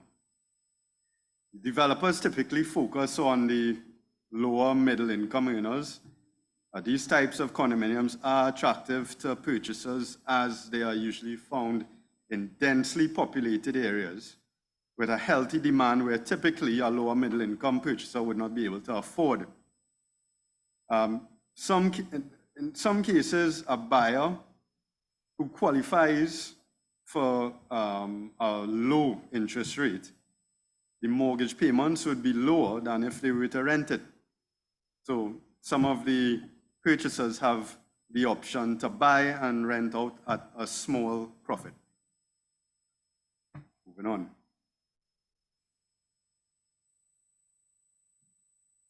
Repurposed commercial buildings.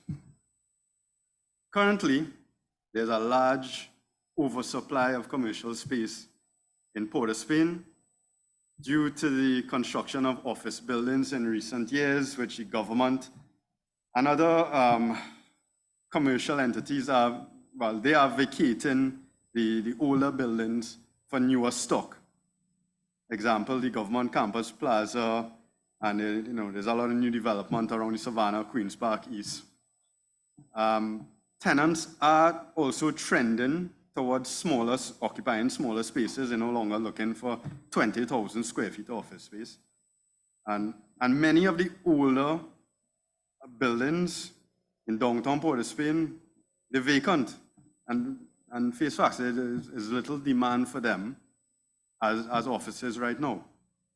So developers are looking at repurposing these buildings into residential condominiums or some sort of mixed use where you would have retail on the ground floor and residential above.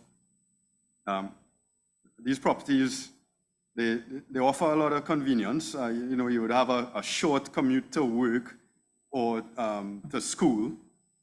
You're close to shopping facilities. You're close to the nightlife. If enough persons move into the city, there are environmental benefits.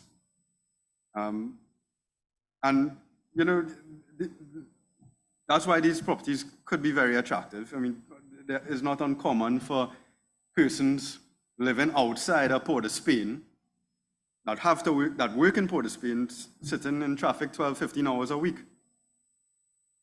To date, we have one successful development that I know of in downtown Port of Spain at the 1.75 price point, and developers are looking at other prospects. Again, not all buildings would be suitable they may have designs that are not easily convertible into residential units and make it unfeasible for the developer. They might not have enough parking, and the location in Port of Spain is extremely important. You don't want to be near any hotspots in Port of Spain. So this is a possible emerging trend for these vacant, older office buildings.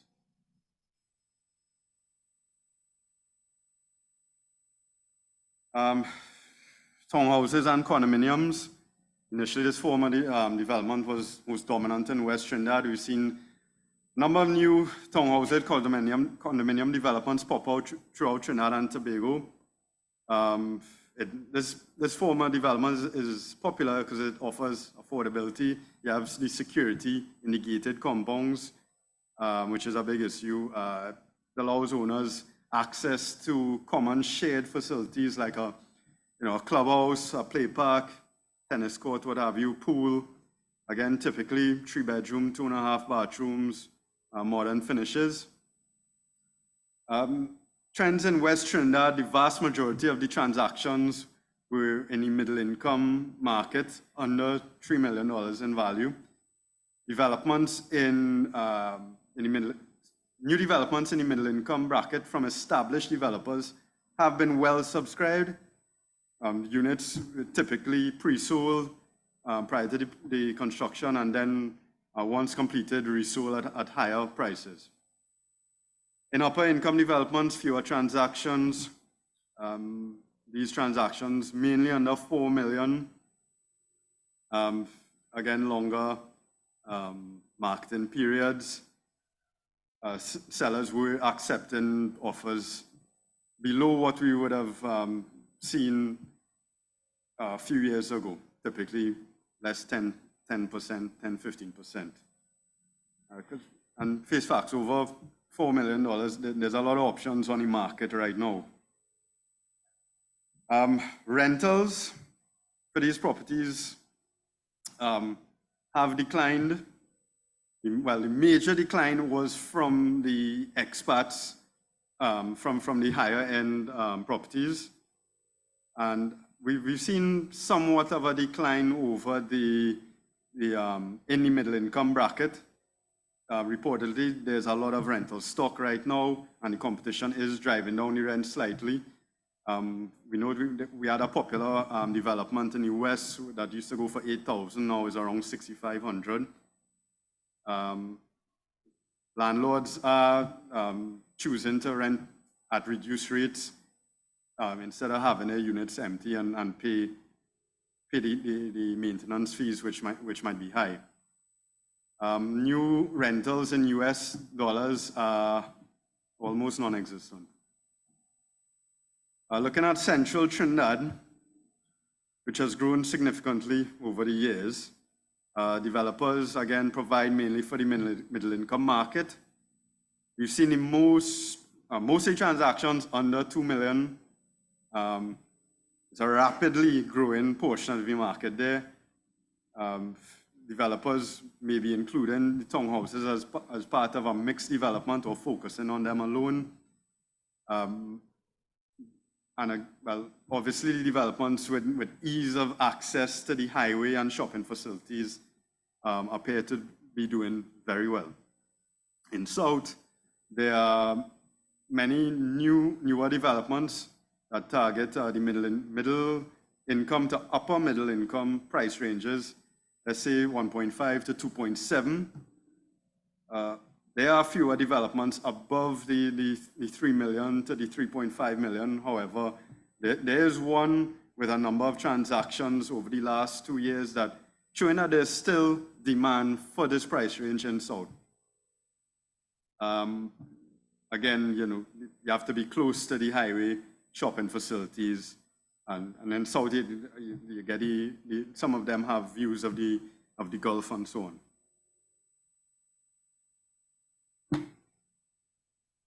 Holiday homes, how are we doing for time? Yeah, good. Okay, so I can read slowly. So coming out of the pandemic, where where we had extended closures for like 16 months. There was an increase in staycations, obviously. Even though the beaches and rivers were closed, it was reported that vacation homes, properties on the islands, Blanches, Toco, Miaro, Tobago, all had an increase in demand for rentals. Soon, heavily booked months in advance. We couldn't get anywhere to rent, really. Investors were long leasing some of these properties and in turn subletting them out at a profit. After an initial uptick in activity, in sales transactions, with the resumption of international travel, the market appears to have settled a bit. Sales that we've been involved in, under 2.5 million, again, middle income portion of the market. This part of the market has held their value. High-end holiday homes with asking prices, let's say over 5 million, still experiencing extended marketing times, and therefore in line with other classes of high-end residential property. With these properties, you have high maintenance costs because a lot of them are along seaside locations. You have sea blasts to deal with. You have caretakers to pay for. You would have to provide, some of them you would have to provide transport and accommodation for the caretakers. Theft is an issue with these remote properties. Some of these properties are not connected to water mains and rely on spring water or rainwater, which is unreliable in dry season. Some properties on the islands have desalination systems with high running costs. And a lot of these property owners, they rent out the property just to offset the maintenance costs. They wouldn't really make a profit by renting it out. They would just break even, and that is assuming that they have no major repairs, like have to fix a jetty or go over a roof or something like that. And construction costs are typically higher for these properties as they would be more remote. So all these factors will no doubt weigh in on prospective purchasers' minds, whether or not to go forward with a sale, and it doesn't really augur well for demand. So, in conclusion, still have a very active middle-income market. Generally, values are slowly increasing in this market, especially with newer developments. High-income properties have seen a bit of an increase in activity at the $4 to $6 million price range, and construction costs have largely settled, barring any shocks, external shocks. So thank you. That's the end. Take questions at the panel discussion.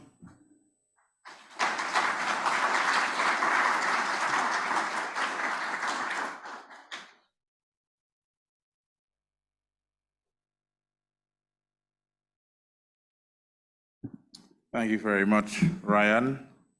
And definitely hope you get to it your ideal feature of your home. You have it already? All right. Make sure and use Dawn or Squeezy, yeah? Right? All right. So, ladies and gentlemen, we have come to the end of our, I guess, our presenters. So can we get a round of applause for all presenters, please?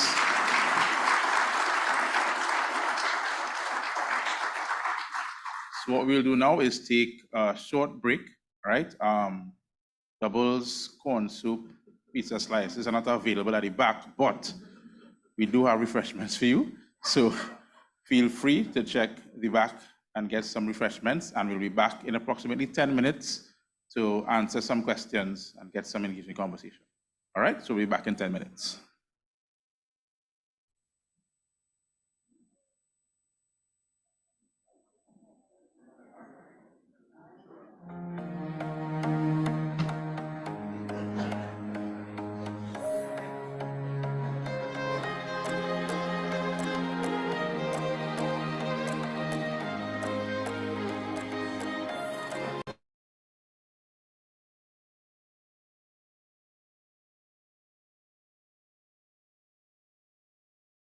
But you did speak to, thank you, you did speak to more cost-effective methods that are being used to construct homes now, or buildings. Does that impact the value as well? And if so, how much? Cost effectiveness. Hold on a second. It's all up. Right. So I would have spoken to developers in adopting innovative technologies and so on. But that would really benefit their end, their bottom line, rather than appreciating the value of the unit. So it would, the value would be more in line with other traditional forms of tried and true construction techniques because it is just as good, but could be constructed faster for the developer. Well, that's excellent. Yeah. And another question regarding those types of methods. Is there any challenges from an insurance standpoint? Have you come across any challenges like that? No, not on my end. I wouldn't. I don't deal with the insurance end too much, so I wouldn't be involved in that aspect. Okay, thank you. Thank you very much. A question for Dr. Indera. If the figures shown are derived from the MOF and are official, how is the IMF outlook just released give a positive outlook for 2024? So the data that I provided are actual data are post facto, after the fact. So, for example, for 2023, the IMF would have projected at the beginning of the year growth of 3.2%. But these projections are based on certain assumptions. And if the assumptions don't actually happen, then the actual growth may not be. As is the case of 2023, the actual actually turned out to be 1.4% growth. The IMF is projecting growth for 2024 of 2.4%. But that is based on a strong energy sector. It is based on new projects in the energy sector coming on stream. By that, it means production of natural gas coming on stream, increased amount, so that the plants can actually increase their level of production, the petrochemical plants, the LNG plant, for example. So that basically is the context. So even the Ministry of Finance will have a projected growth for 2024, but actual happens, and we know that after the fact. Okay, thank you very much. Sally, what is AREA doing to encourage the public to choose members of AREA when conducting real estate transactions? Well, we have a very active, I'm not sure if the mic is on. Yeah? Right. We at AREA, we have a very active social media page. We have different outlets. We have been promoting to the public the importance of you AREA agents, because not only are we qualified, we have to follow rules and regulations, FIU. We also do training continuously, and we also have ethics and disciplinary committees. We also have rules and regulations that govern the association. So I think we're doing a good job. We could always, there's room for improvement, of course, where we can always try, different venues, but right now, we're heavily using social media. A lot of our target market is on social media, and that's... Yeah, thank you very much. I see that one of our colleagues, Gerard, would have had a question. You want to permit me to, yeah, you can.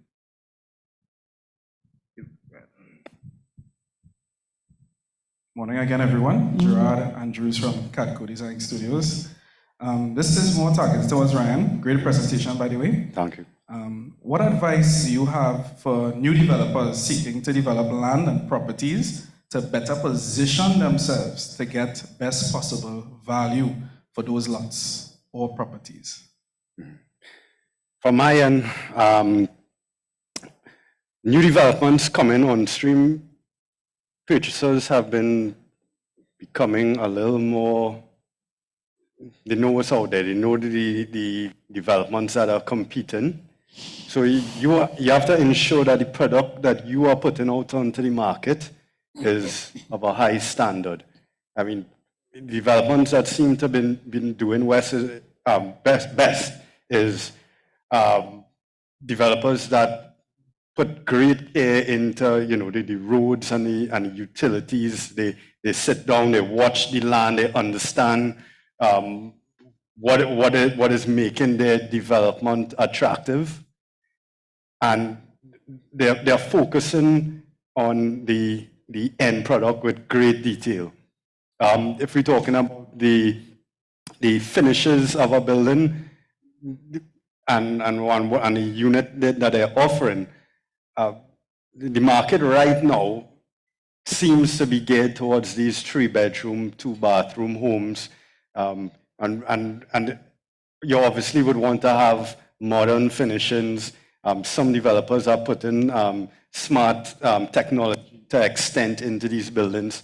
So to kind of set aside themselves from the rest. So you have to find some niche or some advantage that you can offer to set yourself apart from the other developers. So yeah, so it's not only just the infrastructure, which you still have to get, you know, down pack, but you're saying that they should be niching. They should find that niche then, what you're saying. Yes, definitely. Thanks for that. Yeah. Thank you. Question to Indera. Can the period of mortgage loan payment be increased to 40 years for ages 35 to 45 years? There are the reason that most people seeking mortgage that age cannot qualify for mortgages over $800,000 because of their income. Well, I think it's a win-win really if you do that, because it means the bank is getting more interest over a longer period of time.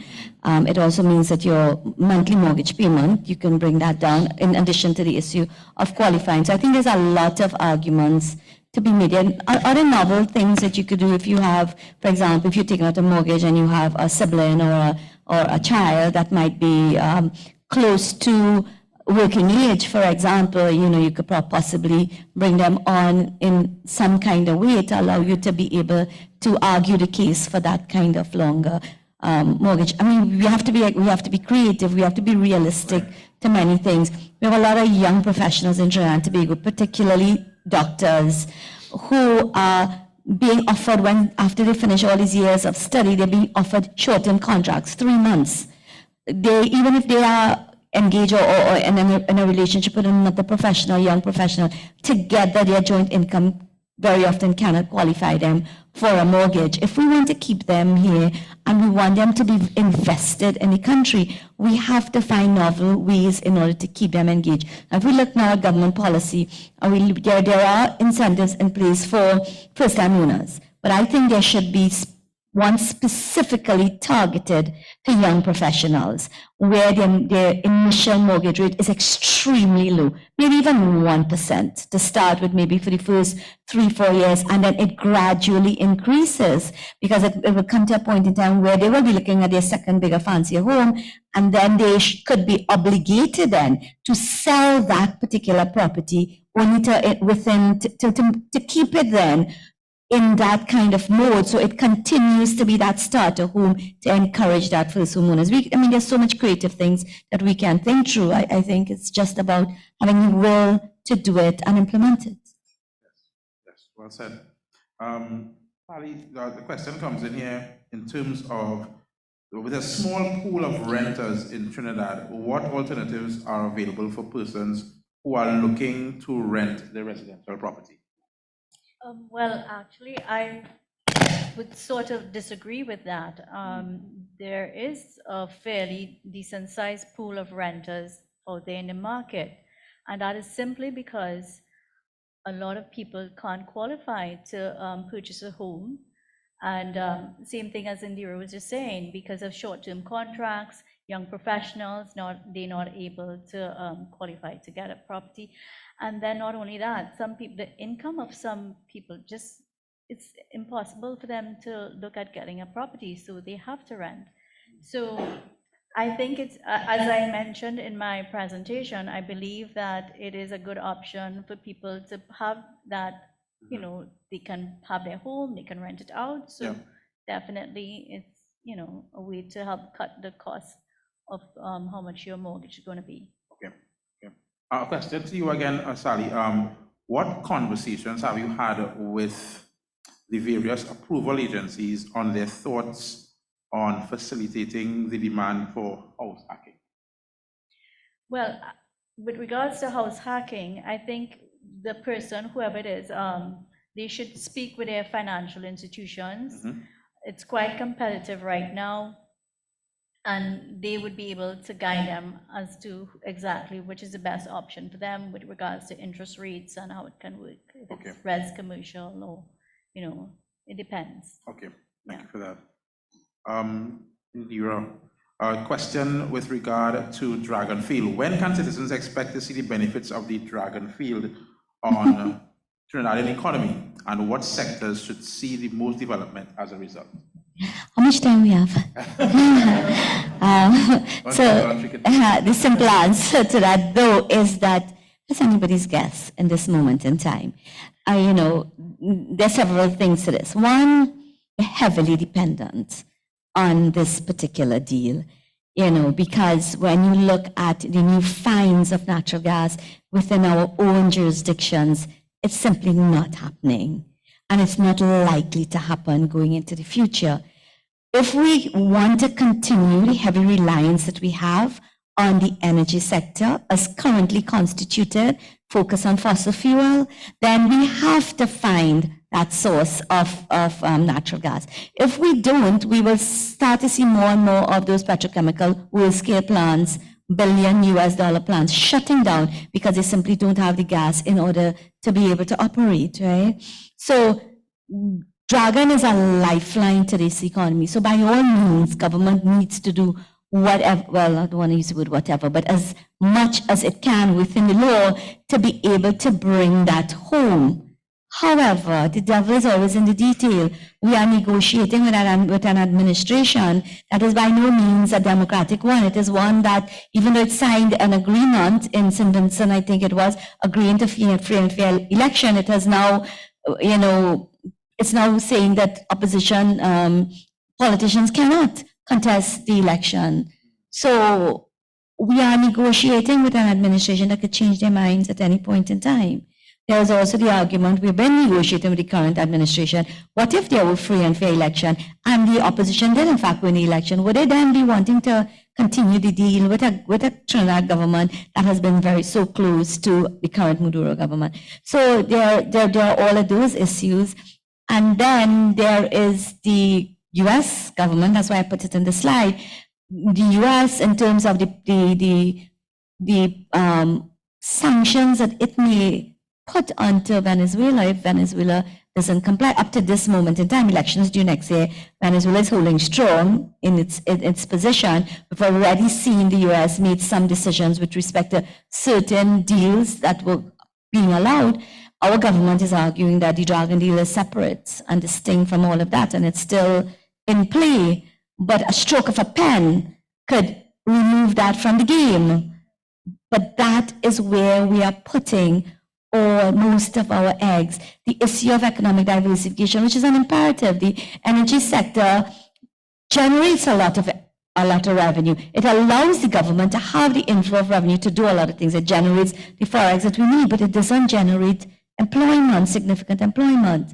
It only employs 3% of our labor force. The government is the largest employer of our labor force, and that's why I belabor the issue of make work that government is engaged in, whether it is at the level of CPEP and URP or is at the level of graduates coming out of university and OJTs. What we need is a situation where we are diversifying the economy, and the growth that could potentially be happening in tourism, in maritime services, in creative industries, in all of these things actually happen. Manufacturing, new areas of manufacturing we need to look at. When you look up the islands, I put the data up just for you to see the growth. There's no foreign exchange crisis in tiny little St. Vincent or Grenada. They don't, if there's a tiny tear in your dollar, in your US dollar, they're not going to take it. They don't want it. There's no black market. because tourism post-COVID has simply has become so buoyant. In fact, the Caribbean, the rate of growth in tourism in the Caribbean surpasses the global growth of tourism because people are just coming. The cruise industry, the yachting industry in these smaller islands is simply taking off while we in Trinidad sleeping. And apparently we will continue, and that's just one example. We could talk about other things, but I know we don't have the time. I think that's a separate presentation in itself. Thank you. Question to Ryan. Just will take two more. If the data suggests decreased inflation and lower construction costs, is this reaching the end customer still bearing the brunt of high prices? What are we talking about? We're talking about home values. Yeah. What drives the property value is obviously the demand for it, and those reductions in inflation would really affect the construction. So the prices that are largely dictated by the transactions in the market, while the construction is a whole separate, a separate matter. Yeah. But I mean, it does affect the demand because you have the option to buy land and build a house, or you could buy a completed building from a developer, but that developer is going to make a profit on top of what it would cost you to build. So there is a relationship, but it is not a strong one. Not really symbiotic then. Yeah. Can I add 2 pence to that? Yeah. There is also the delayed factor. Remember, inflation as of 2022 was very, very high. COVID, not just COVID, we talked about COVID, but the Ukraine-Russian war significantly also impacted on prices, and therefore we still saw construction, cost of construction items being very, very high. There's been significant consolidation in global shipping industry, which was one of the things that supported that kind of escalation that we saw. But now we've seen that leveled off significantly. But there's a delayed factor, is the point that I'm trying to make. So we are now seeing the coming down of construction costs. If that will obviously send the signal to producers that, okay, now is a good time to get into developing, putting out more properties there. In the immediate period, the stock isn't there, and therefore demand is still strong. If demand is still greater than supply, market price will hold. But if we see over the next course of a year, 2 years, if prices continue to remain depressed, and we see the stock of housing coming onto the market increasing, then there could potentially be that possibility of prices going down to the end user that you speak about. Okay. Great. One question for Ryan. In terms of the way in which the Trinidadian buyer looks for property, have you seen any change in behavior with regard to this minimalist type attitude where they're looking for smaller housing, smaller land space, that kind of stuff? Have you seen that? There are some arguments that the persons are now looking for smaller, more standard homes rather than the over 4,000 square feet, because persons are recognizing that it's a lot to manage those properties. There are a lot of maintenance costs. There's a lot of headache involved. So I would say yes, they would just prefer to something simple, and it's not going to break the bank to the running costs of those properties are a lot less those minimalistic properties. Yeah, great. Thank you. Do we take one more question from anybody in-house?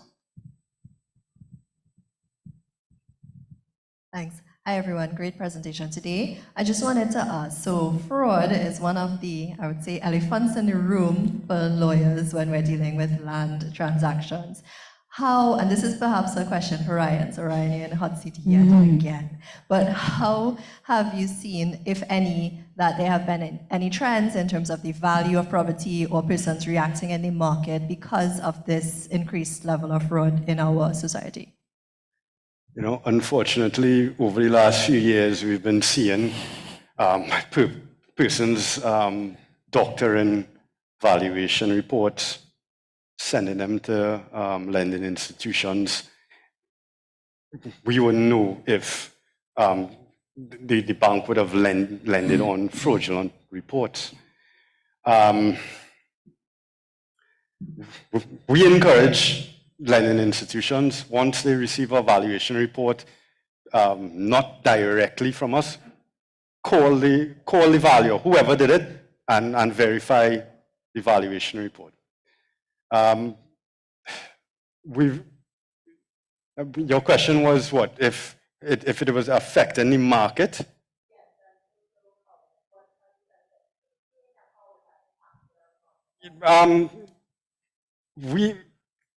It's few and far between.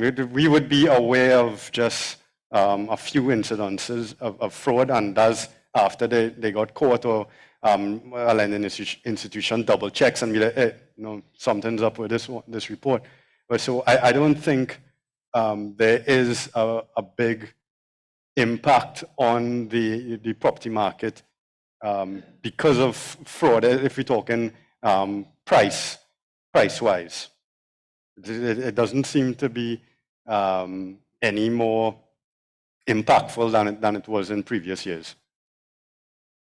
I'd like to interject that it's best if you use an area agent, because we do constant training and we have a large network. We can even, when we get the valuation report, we can reach out to different, valuators, double check, make sure it's done properly. It's quite legit.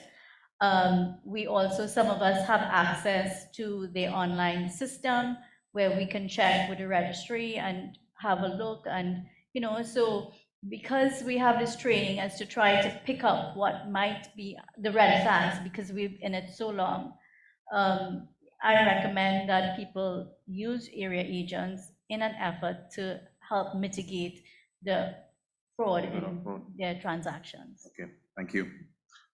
So I'll take one question for Dawn, right, related to Tobago, and then we go to Mala, right?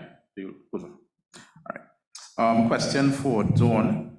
The speaker from Tobago, mentioned that town and country approvals and many sellers and buyers just opting to do cash transactions. The reality is that many town and country approvals for the average citizen tends to take a very lengthy time and very archaic processes. Doesn't make it easier. If we want to make real estate easier for the average citizen, I believe there needs to be some revisions made to the process for town and country approvals for there to be fairness across the board as to reduce the time frame for approvals. I guess it's just a comment as opposed to a question. Say, I don't really feel empowered to do anything much about that. Yeah. But Thank it's you. true. Some people might think that, like with regards to unapproved properties, that they're getting a deal because it is usually cheaper. However, the buyer beware, because if it's not approved, that means more than likely there's no proper access, there's no road access, there's no water, there's no lights, electricity. These are basic infrastructure that's very costly. So while, for example, you may pay $350 for unapproved land, then it will cost you close to $1 million to have it developed. So I would recommend that people try and get properties unless it's something that they can afford to go forward with. But if you have a particular budget that you're working with, I definitely recommend that you go with a property that has town and country approvals. One of the good things about going to bank, the various financial institutions, is that they insist on all the documents that is needed legally, so that if you had to sell the property later on, you wouldn't have a problem. Got you. Yeah. Great. Yes, you have the floor. Thanks, Kivo. Good morning, or is it still morning? Yes. Good afternoon, really. My name is Grant with DG Homes. We're from Sandy Grande. My question, but firstly, thank you, J. Farrell, Trevor. Thank you for inviting me to this here because I'm kind of new to the industry and I learned a lot, and I appreciate that. The question I'm asking is around the diversification, because I'm hearing a lot coming from different sectors in the industry about what they can do better. And I've had really good experience with J. Farrell and Associates. And my question is to Derek. You know, in the sense of valuation, I know that a valuation is like about 6 months it's valid for. My thing is, because I deal with the homeowners a lot, right? And when you purchase a home, oh, by the way, I'm a home acquisition specialist with DG Homes. All right. My thing is, if it's valid for 6 months, is there somewhere or somehow that the valuation can be or carried further? So, I mean, if you're purchasing something, right, and you're buying it at this cost, I mean, sometimes you might get equity depending on what's going on there. But if there is some way that on that evaluation that could say, hey, in about a year, maybe a year or two, evaluation of this home can be projected to be. Now, it's just a suggestion / question in the diversification of how things could be done to add more value to the homeowner. Okay, very good question. Firstly, the RICS, which is our governing body, relates to. You don't get empty. Hi, yes. No, very good question. Firstly, the RICS, the Royal Institute of Chartered Surveyors, which governs us in Trinidad and Tobago, all chartered valuation surveyors, we cannot project or estimate what something will be in the future. We can only report on evidence of something that's existing now. So we don't have a crystal ball, so we can't tell you in a year's time. Unfortunately, the 6-month period you talk about is basically come through from the banks. They will only accept a valuation that is within 6 months. That is technically because they feel prices can go down or up, or they just want to make sure that in that fixed period that the property will be that value. Now, some cases it takes a little longer than that, depending on when you buy, when you actually get the finished product. So in most cases, when we do properties like that, when we come to do like one of your development, it's normally they are completed. So at that stage, it's normally can turn around within a quick time. The issue sometimes is when we do what we call will-be valuations, where we are doing valuations for banks. You have a piece of land, you're borrowing to go and build. So you have your tongue and country approved building plans. You submit it to a quantity surveyor, either through our consultant or you have your own quantity surveyor. Submit a quantity surveyor's report, which would give you a cost, bricks and mortar to build that exact building using the plans. And we are then asked by the financial institution, banks, credit unions, whatever, to assess on completion of that building what the value would be, land and building. So in a case like that, we do a valuation. If as a date of valuation, when we do the inspection, we go visit the site because we need to look at whether it's a flat site, whatever, to make sure that the costings that we get are based on the actual site thing. Sometimes you get, you look at the building plan, it's for a flat site. When we go, it's a steep flight, thing like this. So obviously the cost of the foundations will be different, so there have to be amendments to be done to that. But at the end of the day, when we do a valuation, we project that as of the date we went to do that inspection, if that building was there, built and everything according to the specs that the approval has been given, and with the land, we assess what a market value would be for that. So in cases like that, normally 6 months, 9 months later on, the banks ask us to go back to do a final valuation to see the value at the end of that construction process. And in most cases, when you go back, there always are slight changes. The builder or the owner decided to change something within the specs or whatever. So you usually have to do a little tweaking on the values. Most times it's exactly the same sort of figure that we did back 6 months ago or 9 months ago. But that's the issue in terms of that. But the 6-month thing, unfortunately, is what the banks have as a qualification date for evaluation is valid for 6 months. So sometimes we have to do a reval. It means we have to go back. We have to go and inspect again. Obviously, there's a discount to that anyway. So you have to pay for a full valuation again. We have to go and do a re-inspection of the property. That answers your question. Yes, it does. Thank you very much, Derek. And thanks for saying hello when you came over. You're welcome. Earlier.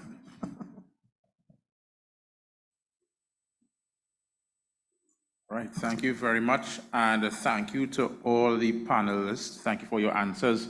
Very, very insightful. Round of applause for them, please.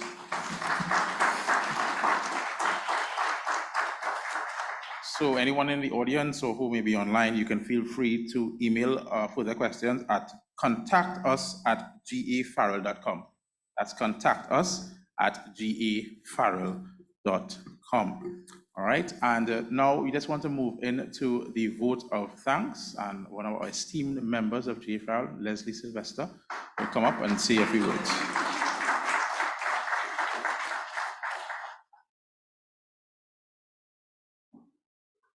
Hi, good afternoon, everyone. My name is Leslie Sylvester. On behalf of GE Farrell and Associates, we want to thank all the attendees for coming, taking the time to join us today, both online and especially invited guests here and present with us in Hilton. Also like to thank the organizers of the event, in particular the GE Farrell's marketing team, Ms. Kimberly Wellington, Ms. Aveline O'Connell, Melissa Figaro. We have Trevor as well on the marketing team. Thank you guys very much for a successful hybrid webinar. Special thanks to our presenters today, Dr. Indera Sagewan, thank you very much. Singh, President of Area, thank you very much. Dawn Glaisher, she's on the online forum right now. Thank you very much for hearing us. And also Mr. Ryan Chin. Thank you so much, guys. We just have some tokens of appreciation. I'm going to ask our Chief Valuation Officer, David Balliam, I've seen him. David Balliam, just assist us in giving out these tokens. And Derek, I don't know if you're our CEO, you could assist us as well in giving out some of these tokens. All right. Again, let's give Dr. Indera Sagewan a round of applause. Yes, come on.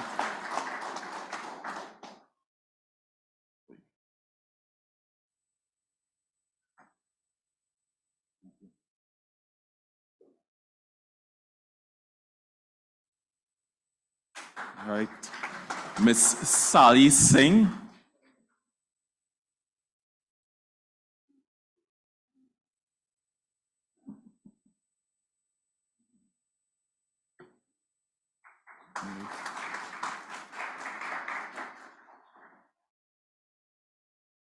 Very good. Well, I know Dawn is not here. I know Derek is going to keep it safe for her. Derek Digans will be accepting on behalf of Dawn Glaisher.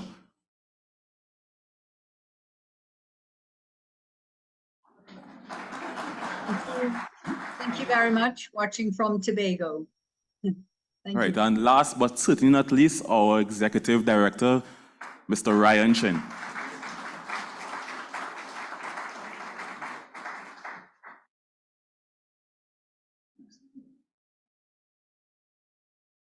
All right, again, thank you very much, everyone. This is the end of the formal part. How can I forget the Master of Ceremonies, Mr. Kevan Lewis. Thank you very much.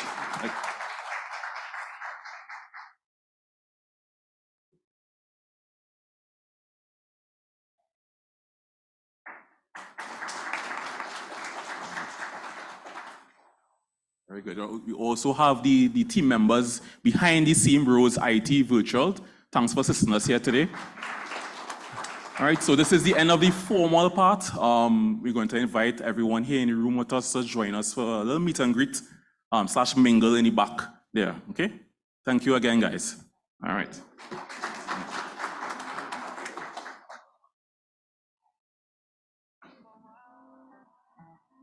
Okay, thank you. Bye-bye, everybody.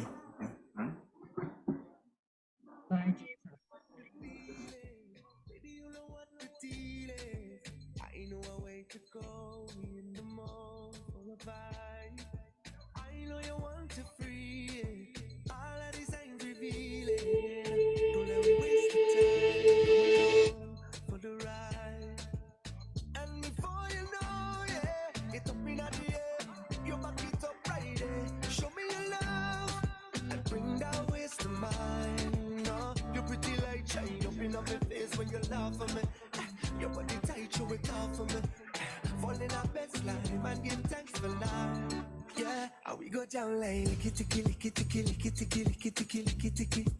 We have a style like licky ticky licky ticky licky ticky. The way she go like licky ticky licky ticky licky ticky licky ticky licky ticky. Come and we jam like licky ticky licky ticky licky ticky. That's the vibe, yeah. That's the vibe. Come get it, yo. Hit me with the one dropping at that. Anywhere the girl them a dead there, yo. When you're area, oh I. So baby come that we level up. Tell me when you wanna be lit up. Let's get hotter, send it up. You know we like that, yeah. Cause we vibe on top. Yeah, we play every day. And we don't stop. Cause we got love to share, yeah, yeah. Oh, nah, nah. Girl, you are the one, say me ready, yo. Come here for the rum and the rendezvous. Keep it for me nice and steady, yo. And we got jam like licky ticky licky ticky licky ticky licky ticky licky ticky. We have a style like licky ticky licky ticky licky ticky. The way she go like licky ticky licky ticky licky ticky licky ticky licky ticky. Come and we jam like licky ticky licky ticky licky ticky. That's the vibe, yeah. Chérie m'baka chez you, oti doudou m'baka chez you. Me konta pou m'pel, oh, me konta pou m'pel. Chérie m'baka chez you, oh oui baby m'baka chez you. Me konta pou m'pel, yeah, me konta pou m'pel. Bend it up and shake it, your big fat bumper flick it. Baby come get it, baby come with it. Put it on the rocks and sell it. While on ways can feel it. Yeah, we rollin' with the vibe. I love it when you come alive. Oh, I will go down like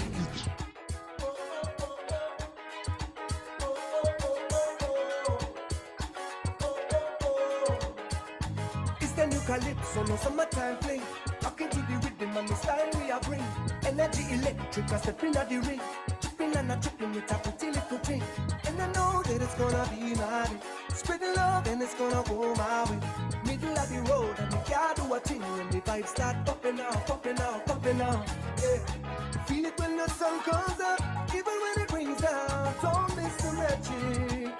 So blessed to have it. Oh. Feel it when the sun comes up, even when it rains down. Don't miss the magic. Yeah. So blessed to have it. Yeah. I just wanna feel free tonight. Let it all go. No need to hide. Energy up. We ain't coming down. Everybody wanna. I'll give you mine. Vibes right up. From me where your body wine. Can't get enough. Can you feel it now? Hey. When it's beating in your soul, yeah. Go ahead and let the world know, yeah. From night until morning, yeah. Them already know that them want it. Hey, yeah. See me out, going my way. Spread the love and it's gonna be my day. It's a whole set of gal in the street party. Now the whole thing popping out.